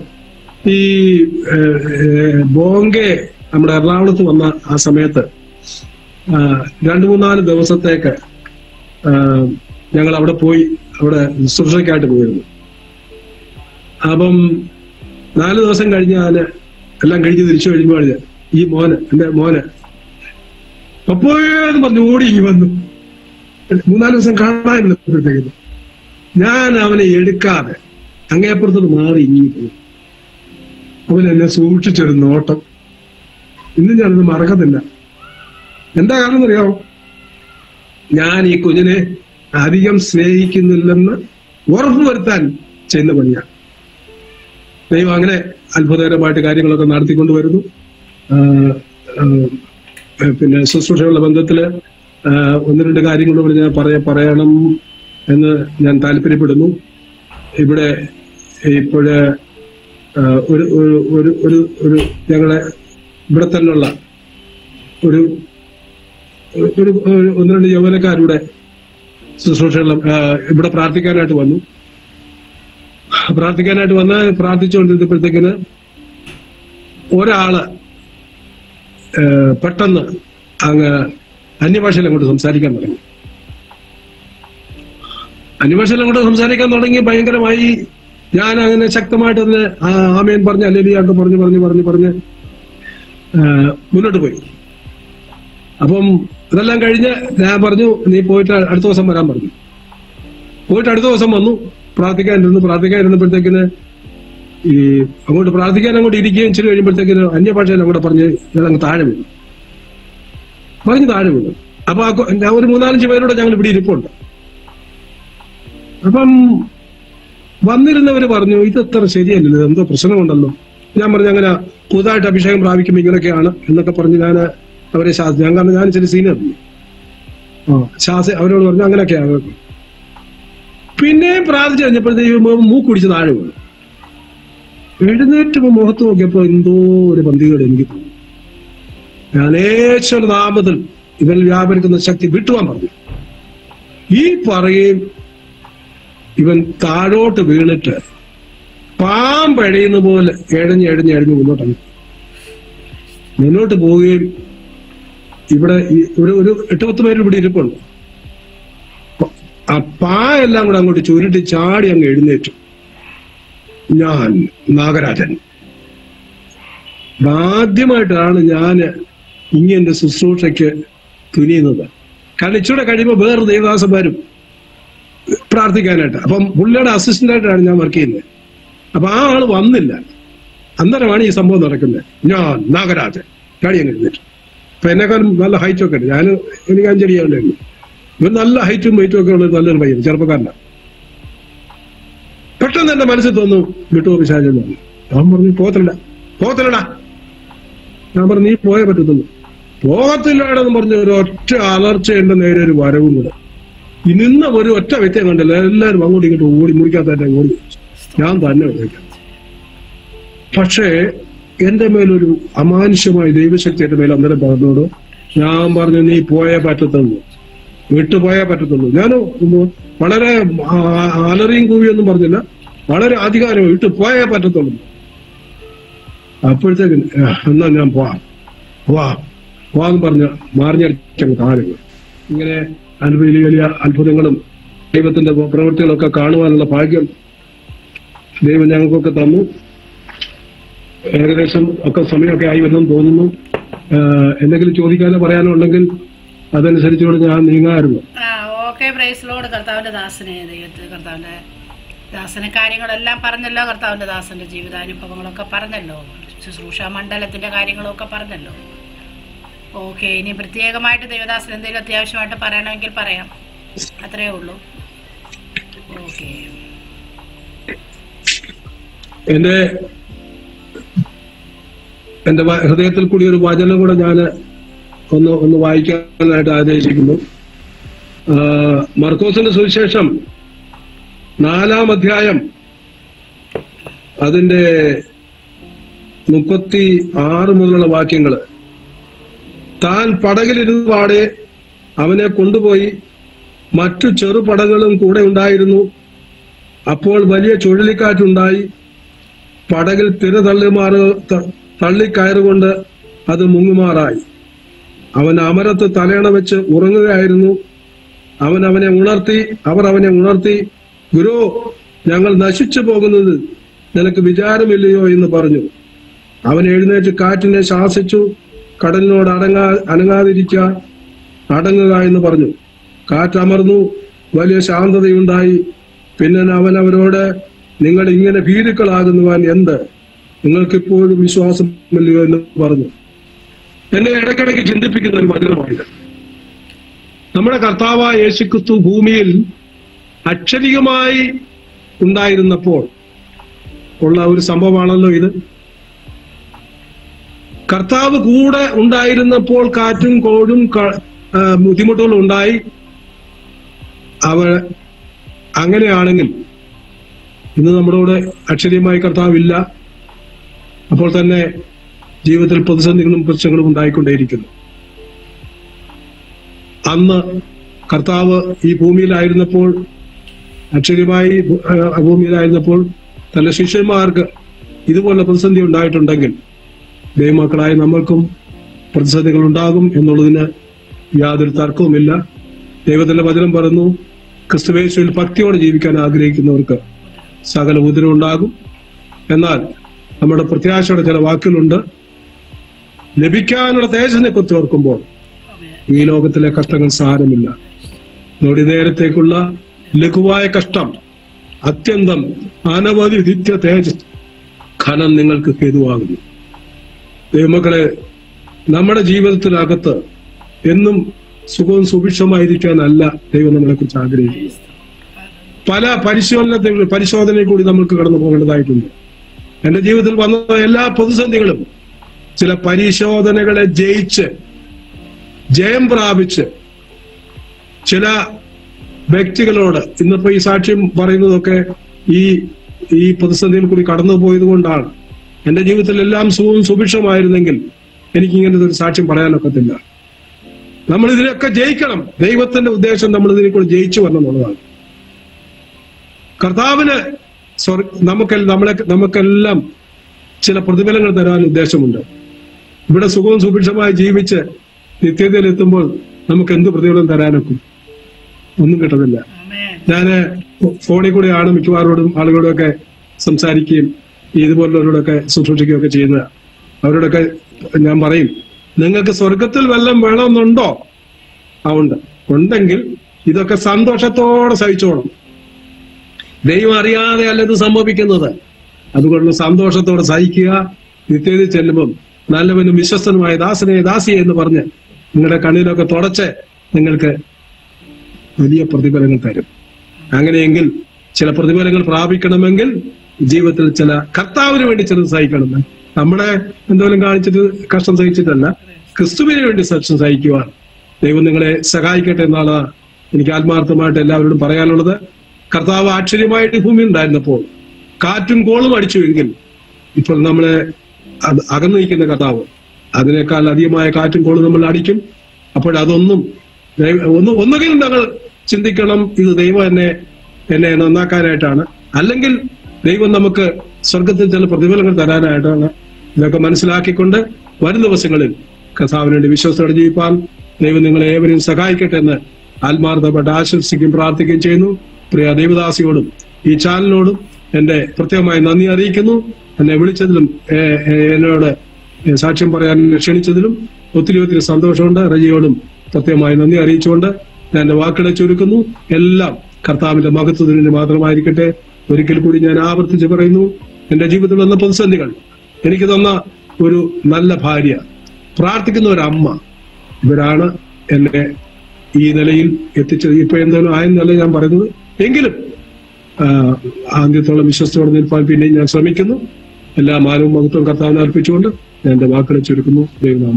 ആമേൻ. ഓക്കെ, കർത്താവിന്റെ ദാസനെ ഇത്രത്തോളം സമയം ഞങ്ങളോടൊപ്പം ആയിരുന്നു ദൈവദാസന് നന്ദി അറിയിക്കുന്നു. വിശ്വാസത്തിന്റെ പരിശോധന സ്ഥിരത ഉളവാക്കുന്നു. ദൈവത്തിന്റെ വചനം നാം വായിക്കുന്നു. കർത്താവിന്റെ ദാസന്റെ വിശ്വാസ ജീവിതത്തിൽ പിന്നെയും സ്ഥിരതയ്ക്ക് വേണ്ടി കർത്താവ് അനേക പരീക്ഷകളിലൂടെ കടത്തിവിട്ട് ദൈവദാസനെ ഇന്ന് ഇത്രത്തോളം ഉറപ്പിച്ചു നിർത്തിയിരിക്കുന്നതിനെ ഓർത്ത് ദൈവത്തിന് മഹത്വം കരയേറ്റുന്നു. ദൈവദാസൻ പറഞ്ഞതുപോലെ അബ്രഹാം 25 വർഷം പ്രാർത്ഥിച്ചു തൻ്റെ മകന് വേണ്ടി. പിന്നെ മോശെ ദൈവം 40 വർഷം മരുഭൂമിയിലിട്ട് ഒരു സഹമരമുള്ളവനാക്കി തീർത്ത്. ഇതുപോലുള്ളതായ പല പ്രതിസന്ധികളും ദൈവദാസന്റെ ജീവിതത്തിലൂടെയും കടന്നു വന്നിട്ടുണ്ട്. കർത്താവ് നമ്മെ കൊള്ളാവുന്നവരാക്കി തീർക്കേണ്ടതിന് വിവിധ തരത്തിലുള്ള അനുഭവങ്ങളിലൂടെ കടത്തിവിടുന്നു. എന്നാൽ പലപ്പോഴും നാം വാക്കുകൊണ്ട് പറയുമെങ്കിലും ജീവിതാനുഭവത്തിൽ കടന്നു വരുമ്പോൾ നമുക്കത് സഹിപ്പാൻ കഴിയാത്ത അവസ്ഥകളുണ്ട് പലപ്പോഴും. എങ്കിലും ദൈവത്തിന്റെ ദാസനെ കർത്താവ് ഇത്രത്തോളം ബലത്തോടും ധൈര്യത്തോടും പ്രത്യാശയോടും കൂടെ നിർത്തിയിരിക്കുന്നല്ലോ. പിന്നെയും കർത്താവ് ദൈവദാസനെ നിർത്തട്ടെ. അങ്ങനെ അനേകർക്ക് ഉപയോഗമായി കർത്താവ് തീർക്കട്ടെ എന്ന് ആശംസിക്കുന്നു. ശുശ്രൂഷകളൊക്കെ കർത്താവ് പിന്നെയും വിശാലമാക്കി തീർക്കട്ടെ. ഞങ്ങളുടെ ആശംസകളും അറിയിക്കുന്നു. God bless you. ദേവദാസനൊന്ന് പ്രാർത്ഥിച്ചാട്ടെ. സ്വർഗ്ഗപിതാവേ, നന്ദിയോടെ ഞാൻ സ്തുതിക്കുന്നു, സ്തോത്രം ചെയ്യുന്നു. ചില സമയം അടിയനെ ദൈവം നടത്തിയ വിധങ്ങളെ കുറിച്ച് സംസാരിപ്പാൻ തന്ന അവസരത്തിനായിട്ട് സ്തോത്രം. ഒരുപാട് കാര്യങ്ങളുണ്ടെങ്കിലും ആ ലിമിറ്റഡ് സമയത്തിനകത്ത് കർത്താവെ ഇതുവരെ പറയാത്ത പല കാര്യങ്ങളും പറയുവാൻ ദൈവം എന്നെ സഹായിച്ചതിനായിട്ട് സ്തോത്രം. ഇത് അനേക വ്യക്തികൾക്ക് അനുഗ്രഹവും നന്മയാക്കി തീർക്കണമെന്ന് പ്രാർത്ഥിക്കുന്നു. ഈ ശുശ്രൂഷയിൽ നിന്റെ ദാസി അതിൽ കൂടി ചെയ്യുന്ന എല്ലാ പ്രവർത്തനങ്ങളെയും മാനിക്കണമേ, ഒരു ശുശ്രൂഷകളെ മാനിക്കണമേ.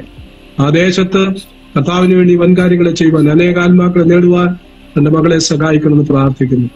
കാലം അതിന്റെ അന്ത്യത്തിലേക്ക് നീങ്ങിക്കൊണ്ടിരിക്കുന്നു. കർത്താവിന്റെ വരവ് ഏറ്റവും അടുത്ത് ഇങ്ങനെ ലോകസഭകളിൽ ഞങ്ങളെ വിളിച്ചറിയിക്കൊണ്ടിരിക്കുന്നു. ആകയാൽ കർത്താവെ ലക്ഷ്യം വെച്ചുകൊണ്ട് വിശ്വാസത്തിൽ ശക്തിപ്പെട്ട് മുന്നേറുവാൻ സഹായിക്കണം. ദാസിയും കുടുംബത്തെ അനുഗ്രഹിക്കണമേ. ഇപ്പോൾ ഞങ്ങളുടെ എല്ലാ ആവശ്യങ്ങളും സ്തോത്രത്തോടെ വിശ്രമിക്കുന്നു. ഇത് അനേക കർത്താവെ വ്യക്തികൾക്ക് അനുഗ്രഹമാക്കി തീർക്കണമേ.